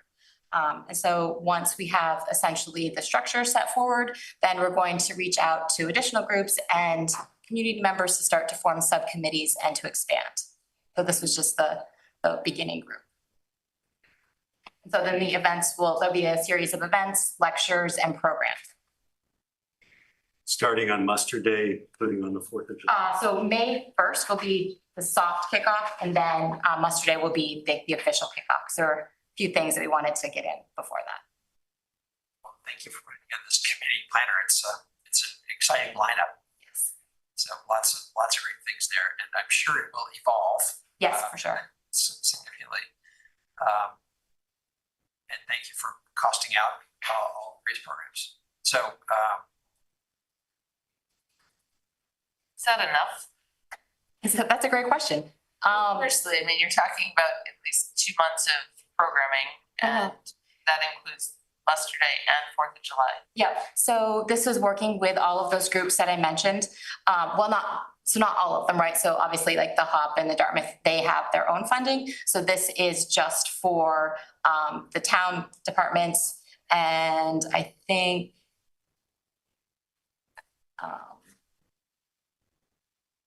and muster day as well, right? So primarily just the town or the town sponsored events. Then it would be much more expensive to if we included everything that everybody's going to be contributing. Might not be a bad idea to keep track of that.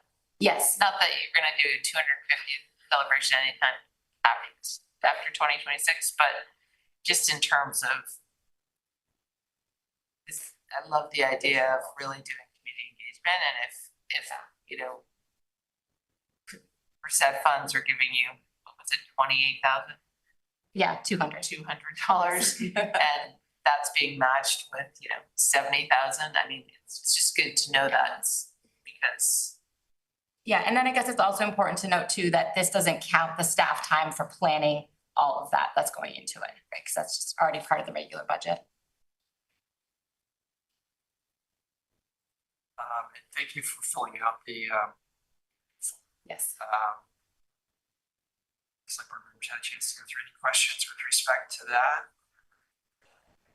Line up. Well, partly in light of some of the things we're hearing tonight, but this 250th celebration kind of came up at the How annual fundraiser. And, you know, people are talking about banned books and freedom of speech. I really think it's important that we celebrate some of our constitutional values, which means we will have to make sure we're all on board with the 4th of July freedom of speech policy.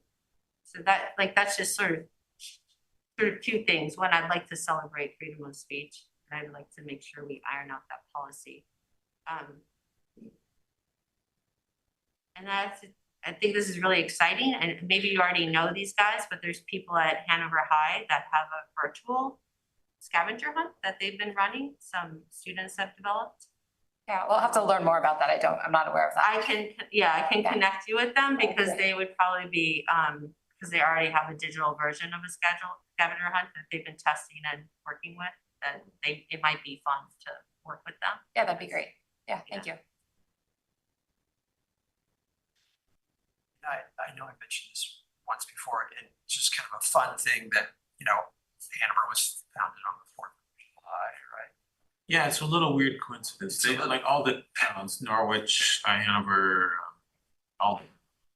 So, yeah, so Governor Wentworth, right? It's Hanover's 265th. So that might be like kind of a fun little subscript. I mean, obviously not to take the limelight away, but town's been around for a while, which is kind of interesting. Good luck, King George. Yes. Yeah, we can definitely incorporate something into it. Is there anything specific you'd like to see? That we're older than the country. That's kind of the subscript. That's Just get to That's right. No, I'm sure there's some fun things to weave together there, but yes, yeah. Yeah, we can do that. All right. I had a question. The pig and wolf is the idea that Coming back. Coming back. they actually come back. So that's a great question. So we are, Hannah's actually put together a schedule of appearances for Pig and Wolf. The first one was on Allen Street at the Trick or Treat event. It was really great. We actually had the Willy Wolf. I don't know if you guys can think about which one that is. It's the one that greets you when you walk into the Parks and Rec department.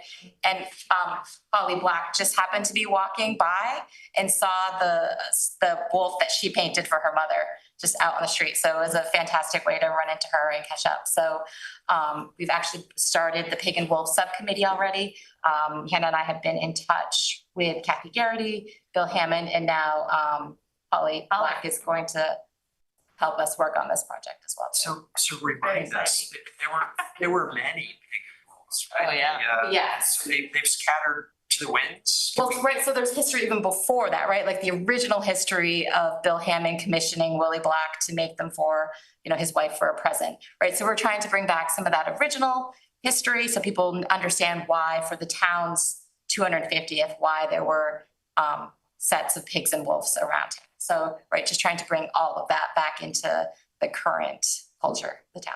Because it is so Holly's unique. quite an artist, Yes, I'm hoping to be able to, I'm going to see her on Friday, so we'll see. Nice. My only comment would be, given the conversation that's taken place, perhaps it would be appropriate to suggest a not to exceed budget that is higher than this. Perhaps 50. No, seriously. I mean, well, that would actually give us a lot more opportunity for advertising and perhaps to expand the Pig and Wolf project. One of the things that we were originally concerned about is just the timeline for moving the Pig and Wolf project forward. And since we've already gotten a jump on some of that, we feel like there is some motivation, so we might be able to pull off a little bit more than what we were originally thinking. Does that sound like the right number? 50, not to exceed. I mean, it would be nice to have a rationale, but I just feel like these are some big events And now is the time to be, after this hearing that we just had, it just feels like we need to be thinking about how we celebrate democracy. 250 years, 260. So understand. How many years? 250 and 265. 265. Yes. Understand this is not a carte blanche to spend the 50. No, At the end of the day, we need to document that it meets the criteria. Right. It can't, okay, understood. Can't be fancy dinners. Okay. No fancy planning lunches. No. Okay. So we have a motion, unless there's further questions or comments, there is a motion drafted, if anyone would like to make it. I move to approve the application of the Hanover 250th Planning Committee for funding the amount of $50,000 from the Bressett Fund to support programming, marketing, and community events associated with Hanover's 250th anniversary celebration to be held from May 1st, 2026 through July 4th, 2026, and to approve an annual allocation of the Bressett Fund of up to $20,000, which we may need to talk about, to fund Muster Day and 4th of July celebrations for FY 27 through 32, which happens to be 5 years. Thank you.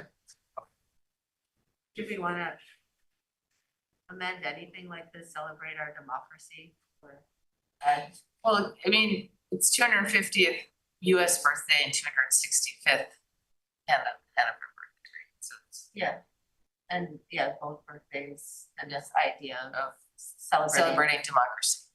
Yeah. Or something along those lines, because it just feels like it should be. Yes, so, okay. As a community, but. Can we move Athos, can you add that to your movie? I accept that friendly amendment. I didn't quite understand it. So say it better. I mean, celebrating democracy and, Okay. including Hanover's birthday as well. So it's Accept it. Seconded. Okay, all those in favor? Aye. Aye. All right, We will bring this to the trustees of the trust fund. thank you. Should we talk about the cemetery and the Daughters of the American Revolution? That's not your project. That's not, It's, Petra's. Petro is going Yes. to be here for that. All right. Rob, do you wanna, Sure, I'd be happy to talk to it. Petra, who's one of our cemetery trustees and a member of the Daughters of American Revolution, is working on a project that would incorporate Dartmouth Cemetery into a history walk. And the proposal is to seek funding for the plaque that is up on the screen. She reports that we're only eligible for one, and the preferred location under her approach would be at the Dartmouth Cemetery and not the Hanover Cemetery at the parade grounds. And she's looking to do something different there. So she's priced this out, and with hopes that this can be ordered in advance so that we can have it in place as part of the 250th celebration. The cost is $7,500. And with that, I would ask the board to consider the request. And this is working with Dartmouth, the Board of Cemetery Trustees, Parks and Rec, Dartmouth Cemetery Conservation Group, Hanover Historic Society, and New Hampshire DAR Reprisal Chapter. So I'm happy to try to answer any questions. I would take it that the cemetery trustees unanimously support this request. As far as I understand it, Petra is one of the. Okay. Is on the committee. Petra's one of the three. Yes, yep, okay. It's a great question. We can confirm that. And it's time sensitive only in that the lead time to get this ordered and delivered and installed is a little longer than we anticipated. Any questions on this? Sorry to make a motion. That we support the set application to fund the DAR Revolutionary War Marker. And the amount of $7,500 and to be located in the Dartmouth Cemetery, the understanding that something comparable will happen in the Hanover Center Cemetery. Second. Second. All right. Questions, comments? Those in favor? Aye. Aye. That is unanimous. All right, should we move on to the, sorry. You can go. You don't have to stay. You're welcome to stay. But we're happy to have you. All right. Thanks, Liz. Thanks, Liz. You're welcome. Good night. Okay, next up, finalize and approve Bressett Fund allocation guide, the Bressett Fund application. So we've seen this 2 or 3 times, I believe. It was slightly revised. Yeah, there's some changes that the trustees of trust fund requested. I actually kind of I like the idea. So trustees of trust funds preempt, select board report. We met 2 weeks ago. And had a lively discussion on the Bressett Fund and the application and allocation guide, and had some good discussion. And I think kind of my takeaway was that it's important that we have an application, it's important that it's transparent, and that we have guidelines, and that it's going to be a work in progress over time. As you know, as we get, people requesting funds, we may, tweak the application every now and again, because we can't really anticipate all the applications we're going to get, or what types of programming people want to do. And I think we all agree that it's, we'll change it as needed. And we, the trustees, wanted to make some comments, and I think they have. One of the things we did spend some time on is, so anyone can just apply for money. And I think the modification that you see on page 5 of the regs saying that specify only town departments, boards, committees, or organizations acting in partnership with the town may apply for the funds feels right to me. And so I concur with that. I don't know how you all feel. And we did talk about, thanks for coming. We did talk about making sure the trust language part of the application process and the actual language itself. So I think both of those modifications are good ones and make the application stronger. Okay, thank you for that, Joanna. Any questions about changes? Comments, Rob?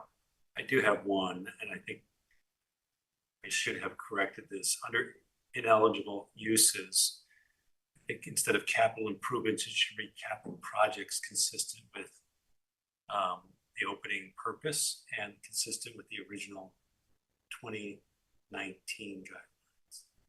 It gets away from the confusion of what a capital improvement is versus a capital project. So just adding the language, capital projects consistent with the 2019. No, I would just write Capital ineligible projects. uses, capital projects, i.e. buildings and infrastructure, which is cribbed right from the guidelines from 2019. Because we said capital improvements for projects over 100,000. Then we get into this big discussion. Yeah. So I think With capital that change, projects. Okay, all right, so with that change, is there a motion? I'll move we adopt the select board approves the updated Bressett Fund disbursement guidelines and application form as endorsed by the trustees of trust funds. Yes. Aye. Okay, thank you. So the one thing that I would ask is that probably there should be, Bressett Fund, when you type it under a query, this should be available, and that we should be thinking, and maybe at the next meeting we can bring it, but it would be nice to have an announcement that these funds are available and kind of a time that we consider applications, because I know select board, the trustees of trust funds will be giving us kind of the actual amount of money that's available for FY 27 in early January, based on the end of calendar year reporting. And so, you know, I think they said something like, at this point, it's like maybe $275,000 that would be available. I think it's pretty high, 350. It was a lot. It was higher than we've had before. And so, you know, that's for FY 27. But we still have a couple $100,000 to be spent in FY 26. So I think it would just be, you know, let's figure out a cycle, because I mean, things can come up and we don't have to follow it, but it would be good just to be able to make an announcement that, you know, we're taking applications through March 1st, or something along those lines. Understood. We will get that out. And Ellen may have thoughts on that too, based on she staffs that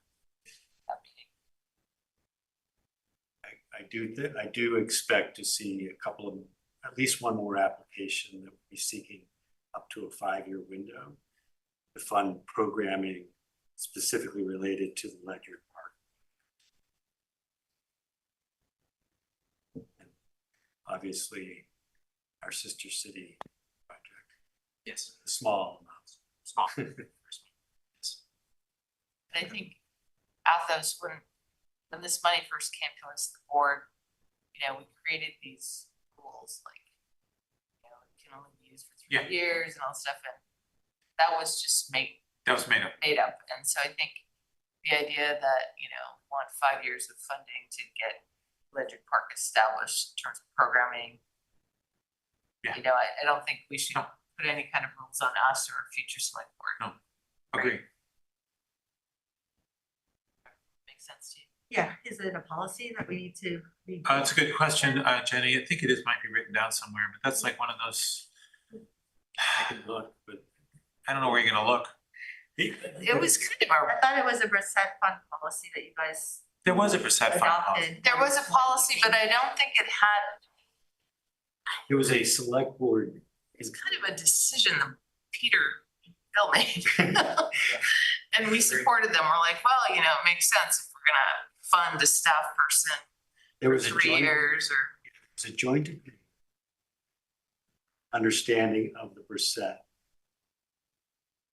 Trust that was executed back in 2019, 2020. And there has been no subsequent document signed. This, I think, sets that aside and just says the select board are responsible for the disbursement. These are the guidelines. The trustees are tasked at, you know, approving those to comply with the funding as outlined in the trust. And that was part of the conversation with the trustees of the trust. But I think this is good that it has to be partnership with them. Yeah. That's a good add. Okay. We have moved on that. All right, still left, we have parking fees, town manager report, and consent agenda and select board reports. Rob, with respect to the parking fees, I mean, is that substantive enough? You want to cover it tonight, or do you want to delay that until the public hearing? And if we do need to set a public hearing. Yeah, I just want to take the opportunity to speak briefly about it. Okay. Hopefully the board will consider this its first reading. And then we will move on to a formal public hearing. Yeah, I failed to realize that this required a public hearing when I put this in the packet.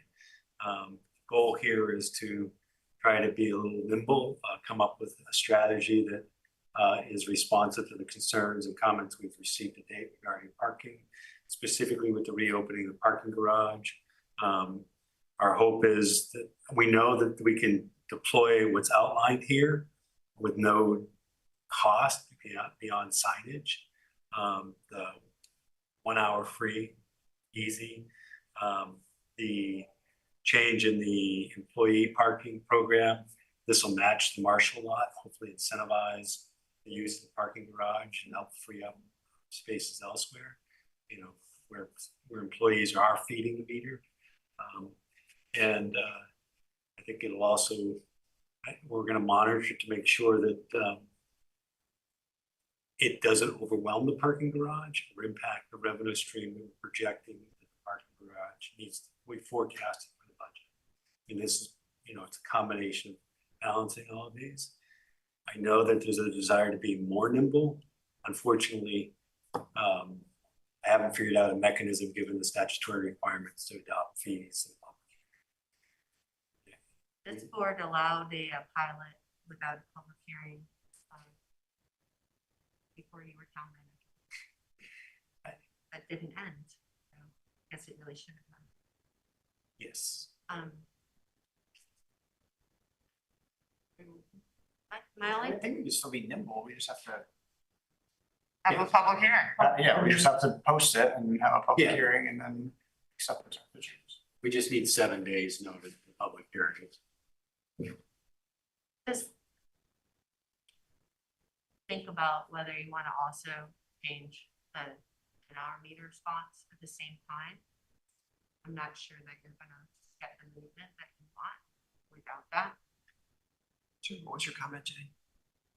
I didn't hear.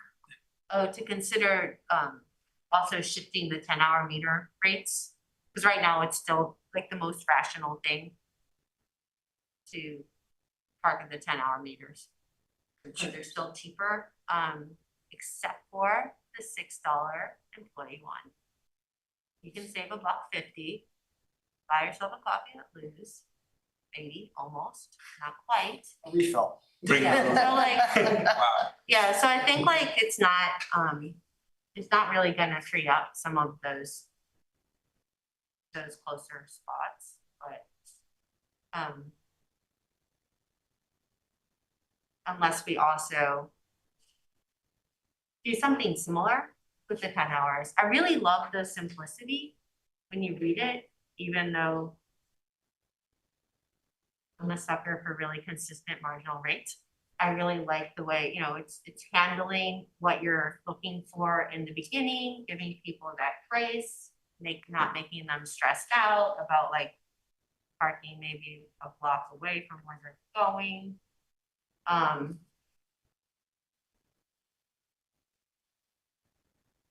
then having those right incentives and having to be like really easy. It's way easier to understand with just full numbers, full hours. Like that's, I think, really important.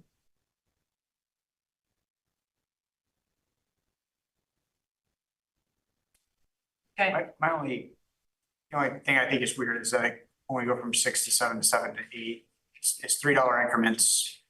And then we go to a $5 increment when we get to 7 to 8 hours. I can understand if it was like overnight parking was 20. I just, I think it's a little weird that we go from $15 for 7 hours to $20 for 8 hours.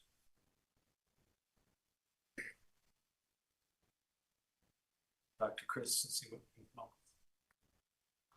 I would go lower. I think like historically, the rationale presented was that it was to discourage long-term parking and encourage turnover. Right. 7 versus 8. Yeah, but I also don't know that I agree with that concept in the garage.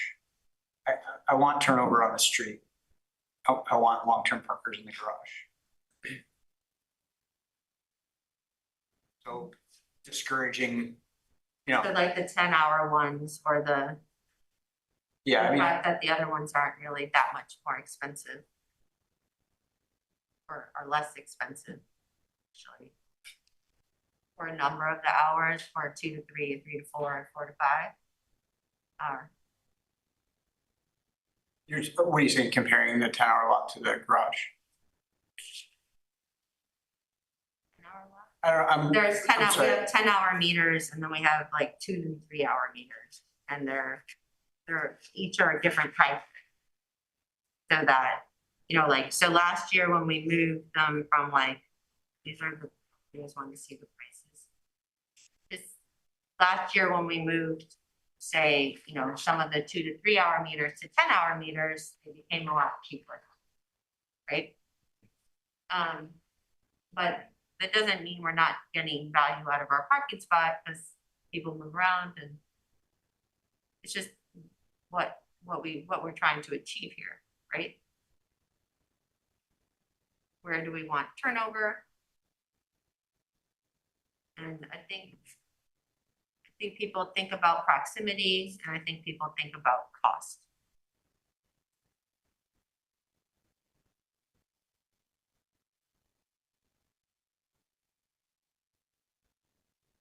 So if I come to town to park in the parking garage,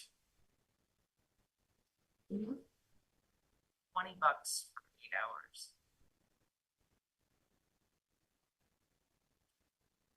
Well, I'm glad it's only 6 for employees.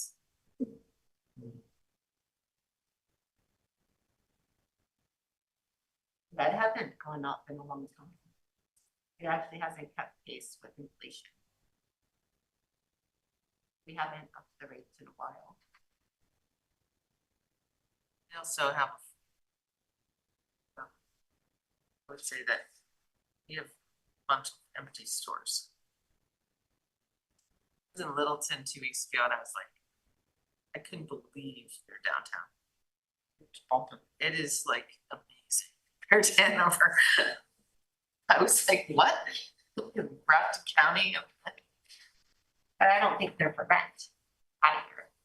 Like there's nothing listed. If you go to like look for corporate space in Hanover, you can't find any. So.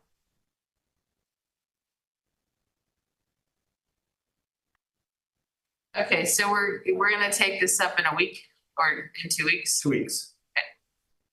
Right, and we need a motion. I move to schedule a public hearing under RSA 41(9)(a) for the proposed parking rates and fees and to post and publish the required 7-day notice, including the proposed fee schedule. For a second. Second. Aye. Thank you, Rob. Thank you.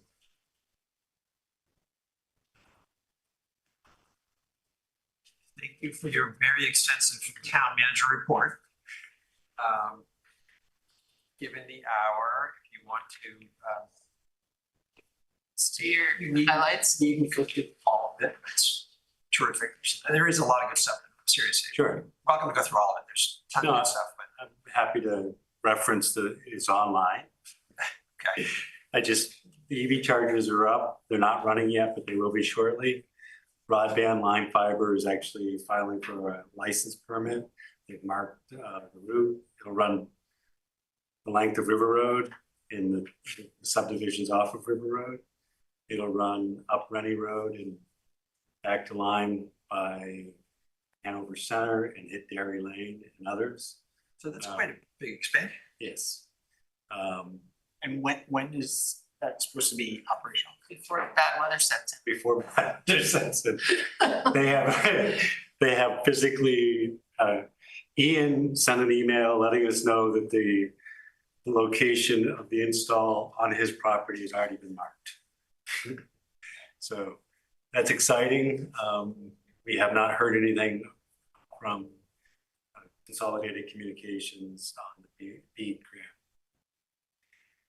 Our departments are working hard, and you can see the training and certifications that they're acquiring. And I'm grateful for everything that they're doing out there. We did receive feedback on our national wastewater treatment permit. The state of New Hampshire has sent a response back to the EPA. We're waiting for response on that. I'll close with, if you haven't noticed, at the Etna Library, work is, I believe the gazebo is scheduled to be installed if it hasn't been installed yet. Our DPW crew has been out there doing the site work and the installation is underway. Happy to take any direct comments on anything in my report. Otherwise, I would guide everybody to go to the online document. Reach out to me if they have questions. I just know this is a kind of separate from this report, but from the last meeting, antenna, the cell phone antenna, it appears to me that even at the max height, 5G data will not be available in the downtown. It'll be, I mean, it will certainly expand 5G data around Guile Hill. Doesn't look like it makes it to here. Voice should work, but I just want to make sure that we're not going through all this, effort to get an antenna that isn't going to help much. I don't know what I just did. I think, let me respond to the board after the meeting. Okay. We're working to try to figure out whether we can get the maximum coverage. My understanding is, but for the ravine next to the high school and the shadow behind the football stadium downtown is covered at 160. But I'll confirm that in an email to the board. Thank you. I did have a phone call with Verizon Wireless. And the conversation was focused on when funding would be available on their side to do so. And it was tied directly to the availability of the town of Basin permitting. So we're trying to push them on that to get it confirmed. If it were available in 26, would they hang on it?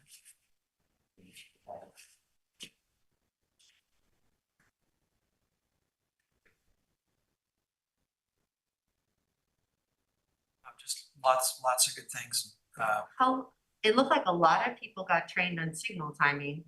How long was that training?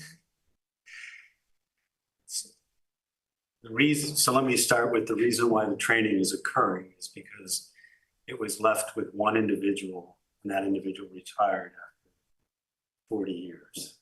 And position hasn't been properly addressed.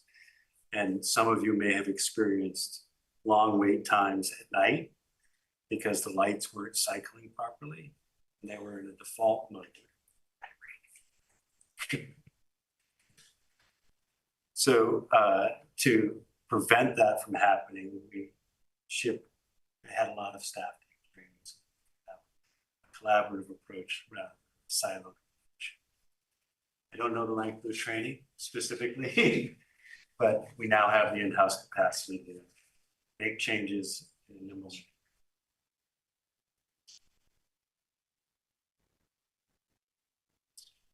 I don't know if I answered you. I can't. I was just surprised. I mean, I see them out there all the time, so I'm not really surprised, but. We had a couple of issues with some of our cabinets that we've been addressing. Overall, we didn't have staff trained to deal with the programming. Now we do. Okay. I have a suggestion for the 265th Hanover celebration. We have a lot of transformers around town that are really ugly. Not that I don't like kind of army green, but I noticed when I was trick-or-treating Webster Avenue Friday night, they've painted one of their transformers. And it's In LA, we paint all of the Yeah. utility boxes. it would be kind of a fun thing because there's a bunch downtown and some of us walk into them by mistake. But it would be kind of an interesting, I mean, it's a lot to cram in the age of blood, but it would be kind of a, pig and wolf standalone, but we've got these transformers that are pretty not attractive. So anyway, just thought for transformers, yeah, I like it. If we cannot Say it. we There's cannot paint them, Ugly. would a covering do? This is like really low, that we've got so many bigger issues for fish to fry. This is more like a beautification of downtown. And the one that really bugs me is the one that's right here on Lebanon Street that kind of takes up 2/3 of the sidewalk. The sidewalk, yeah. So at least make it colorful. Thank you, Rob, for the questions.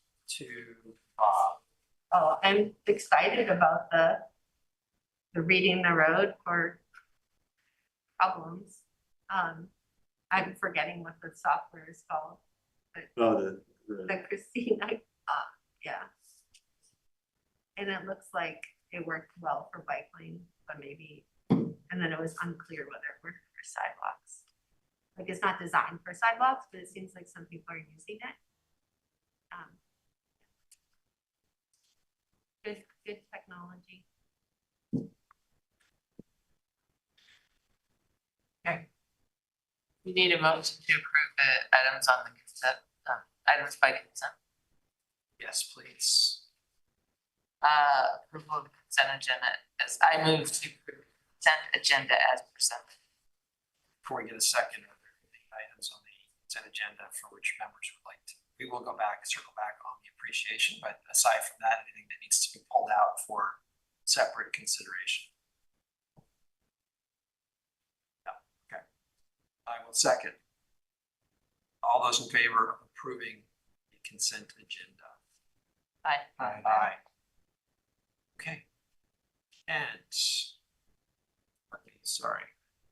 The thank yous are for the Barrett Family Fund is through the New Hampshire Charitable Fund, $2,000, $1,000 for general support for the Hanover PD and $1,000 for general support for the fire department. Thank you, Barrett family. And then another fund through another grant that was awarded to the library for $2,500 from the Charitable Foundation's Headlight Fund. So thank you for that. Thank you very much. And also the donor of the Volvo cross country for the fire department. 2004. Yes. Which was Kind of fun. in your town report, I believe. Town manager report. Town manager report, yes. Donor.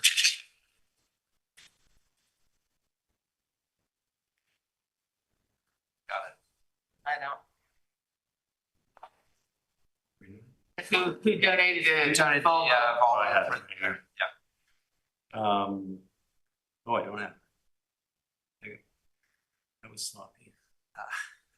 Okay. Yes. Yes.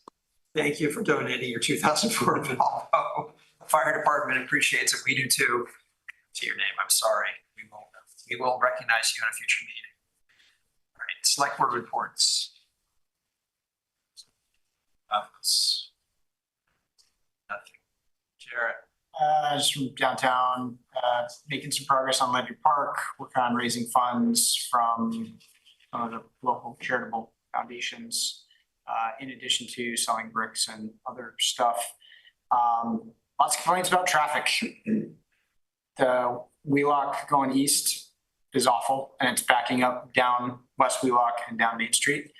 I know Crosby probably has some impact there in the increase in traffic, but it's pretty bad since we went down to one lane and Crosby Street's closed there. So I know there have been some suggestions thrown out in terms of ways we can alleviate that, but just something I think we need to keep on our radar, that that specific pedestrian crossing is creating a lot of snarls throughout town. on College. What's that? College Street crossing. College and Wheelock, yep. Yeah, I mean, there's like 3 places you can cross there. Left turning traffic Holding with everything all up. the people, it just brings everything to a grinding halt. We had an interesting discussion about housing affordability and school enrollment. Apparently school enrollment's down pretty significantly and has been declining steadily, which is an indication that young families are not able to afford Hanover. We heard it tonight, but just another plug from the downtown group that this is a big issue, and I think we're starting to see it by not attracting young families like we have consistently in the past. We had some good discussions and we'll continue to about sustainability projects, working with Rosie Kerr, composting, you know anything about this, but they're launching some composting pilot with 53 Commons, and we're trying to see how we can get some of the downtown businesses involved in that to contribute to the compost. And November 19th, we're meeting at the UVBA after their board meeting. It's an open house, so if anybody wants to go meet the new director of the UVBA, Morgan. She's great, and we're going to be discussing Celebrate the Season and some of the kind of Black Friday, early December stuff that we have in the Commerce District. How was your? I think I fell off the mailing list. Can really? you get me back on? Like, I think I asked for, I don't know that there have been any emails lately. well, I didn't get the note of this last meeting. Which one? But with what you're just discussing. Yeah, we just learned about it a couple days ago. So I'm going to send out like a kind of a newsletter update this week. And I will be sending out information on that. Oh, so okay, so I misunderstood. The discussion of housing affordability. That was among the steering committee. So Okay. just 5 of us. They've changed the way the group meets. Right, okay, yeah, I thought he was reporting, I thought you were reporting from the meeting, so I was like, oh. Just a steering. Got it. How was the Welcome to Hanover? It was good. I think, it was kind of first shot. We learned a lot. There was a lot of stuff still going on in town, so it was hard to say who was here for the welcome day and who was here for. It's a really busy few weeks. Yeah. There's like a youth soccer tournament, they were all over town. Right. Yeah, and it was a football game. There's just like a lot going on. But I think we got some good information out of it. We're kind of starting the playbook, figuring out how to market it better. So yeah, That was good. a really good idea. Yeah. But it's been a particularly busy 8 weeks. Agree. Okay. Jenny and I both attended the CIPC meeting on October 24th. There was discussion of 2 items, and I'll let Jenny elaborate on this. But one was the was the purchase of the solar arrays. There were several of these, and the merits of doing that, we have the option to do so. And it was kind of a mixed review on the financial return of doing so as opposed to just leaving them in place. And there was some concern about assumption of risk. So that's one that's maybe a mixed support. Yeah, Matt Stover he's on the other side, he's an investor in a power purchase agreement, owns a solar field in a different state. But from that vantage was explaining the financial returns to investor and like the flip of what the town would be. And so if you guys want to see the presentation, he has slides. And I believe it was recorded, but like his take was that once they're put in place, the people who put them in place don't ever come back and take them down. So maybe paying for them is unnecessary. He categorized that as a windfall for the investors. And then he was just looking at an internal rate of return on what you would get if you bought it versus what we're already getting, given that we get the benefit of the clean power already, and whether that money could be better invested for a better return on investment in other projects that are needed by the town. So that was sort of his framing. And then we didn't really get to talk about, Pete had a couple of things, and we didn't get to talk about that. To be clear, Pete was not at the meeting. Yeah. And I think that his voice is important on that issue. Yeah, so and Matt said like, oh, Pete brought up a bunch of really good points, but we didn't get to discuss them in part because Pete wasn't there. And we had this other capital investment to discuss. Which was the water distribution project for $8 million, which is replacement of distribution to individual houses by neighborhood. It's a very detailed plan that I guess has been worked on for a while. It's very impressive. It's like to each house, which I guess it should be. impressive and expensive. So it's a lot of work. You're in the water district. There's a full report that supports the recommendations. Yes. Yeah. Yeah, Christina Hall came and presented basically how they reprioritize some of the distribution based on where there were concentrations of lead and also some of the anticipated street work. But it was really about prioritizing and coordinating. Yeah. And overlaying maps and planning. Yeah, it's really neat. They had it all in their GIS system, really nice maps. You see all the little houses, all the little connections. Red means lead. My only other meeting was the Hanover Finance Committee on Thursday. Ellen was there. She presented on the MS 434 and the MS 535 and the discussion around that at the last Selectboard meeting. That's all I have to report, Joanna. I shared with you, trustees of trust funds is a very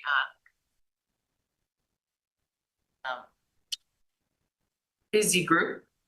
And we had a meeting 2 weeks ago. First hour was on the percent. And then there was discussion to follow on Bridgman, and then I had to go to work. They meet at 8:30 and it went till 10:30. Pardon me? The Bridgman Fund? The Bridgman Fund was discussed, and they want to add A scholarship. a scholarship. Bridgman Fund is through the K through 6 funding, and then the high school wants to add a scholarship to commemorate McCarthy and being raised. He was, I forget his first name, my principal. Baptist McCarthy. See your principal.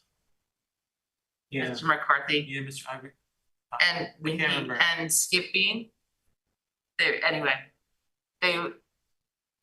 a big push. They've raised a bunch of money for a scholarship. And trying to figure out the best way to manage that fund. And Rob was there for a good part of it. I tag teamed, I left. It went to 11. I left at 10. Did you tag? We gave blessings It was to Ellen. Betsy, was Ellen, president. and what's Alex? No, what's his stuff? Tom.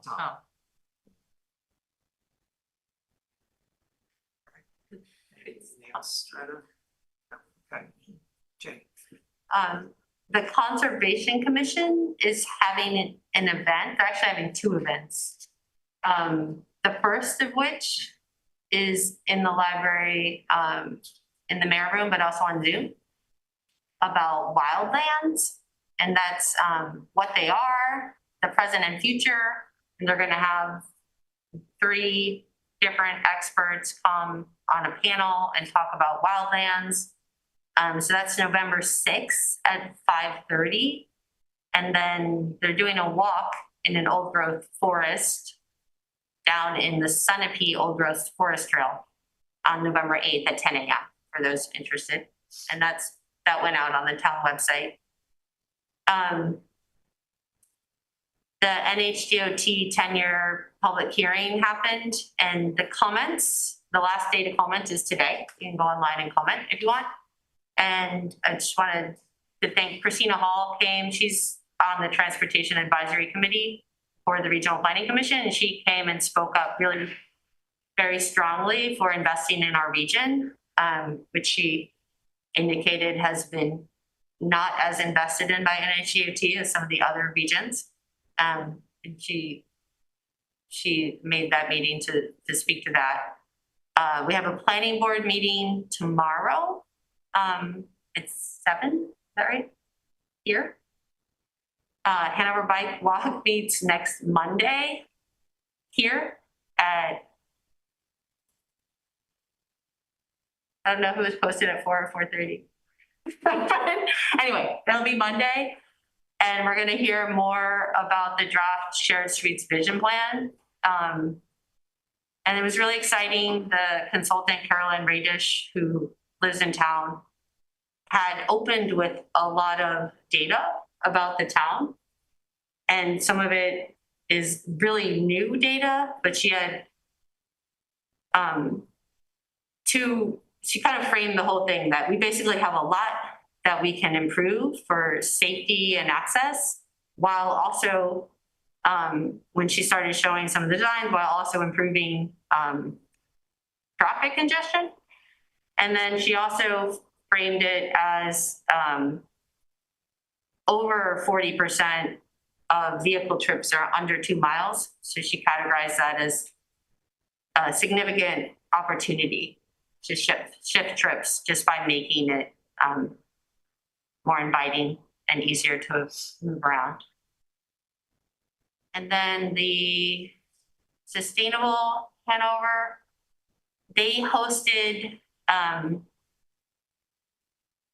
the New Hampshire Department of Environmental Services is having a climate action plan. They're putting that together right now. And so they hosted a kind of workshop hearing along with some people in Lebanon.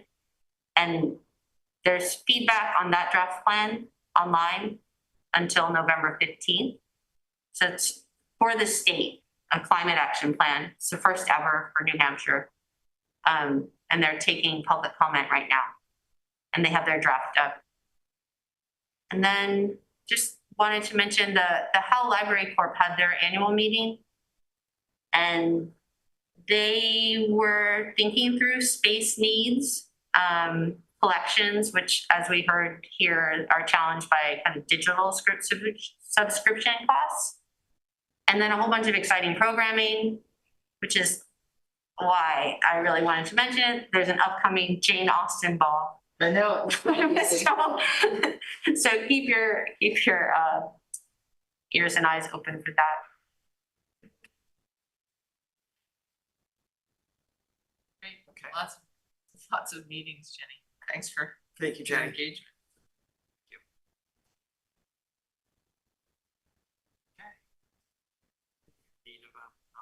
I have no need for non-public. No need, okay, we have no need. You do not have a need for non-public. All right. Motion to adjourn. So moved. Second. All right, all those in favor? Aye. Meeting is adjourned. Thank you. Thanks, Nick. Thanks, Nick. Thanks, Nick. Thank you. Double negatives. I'm sorry. Down here.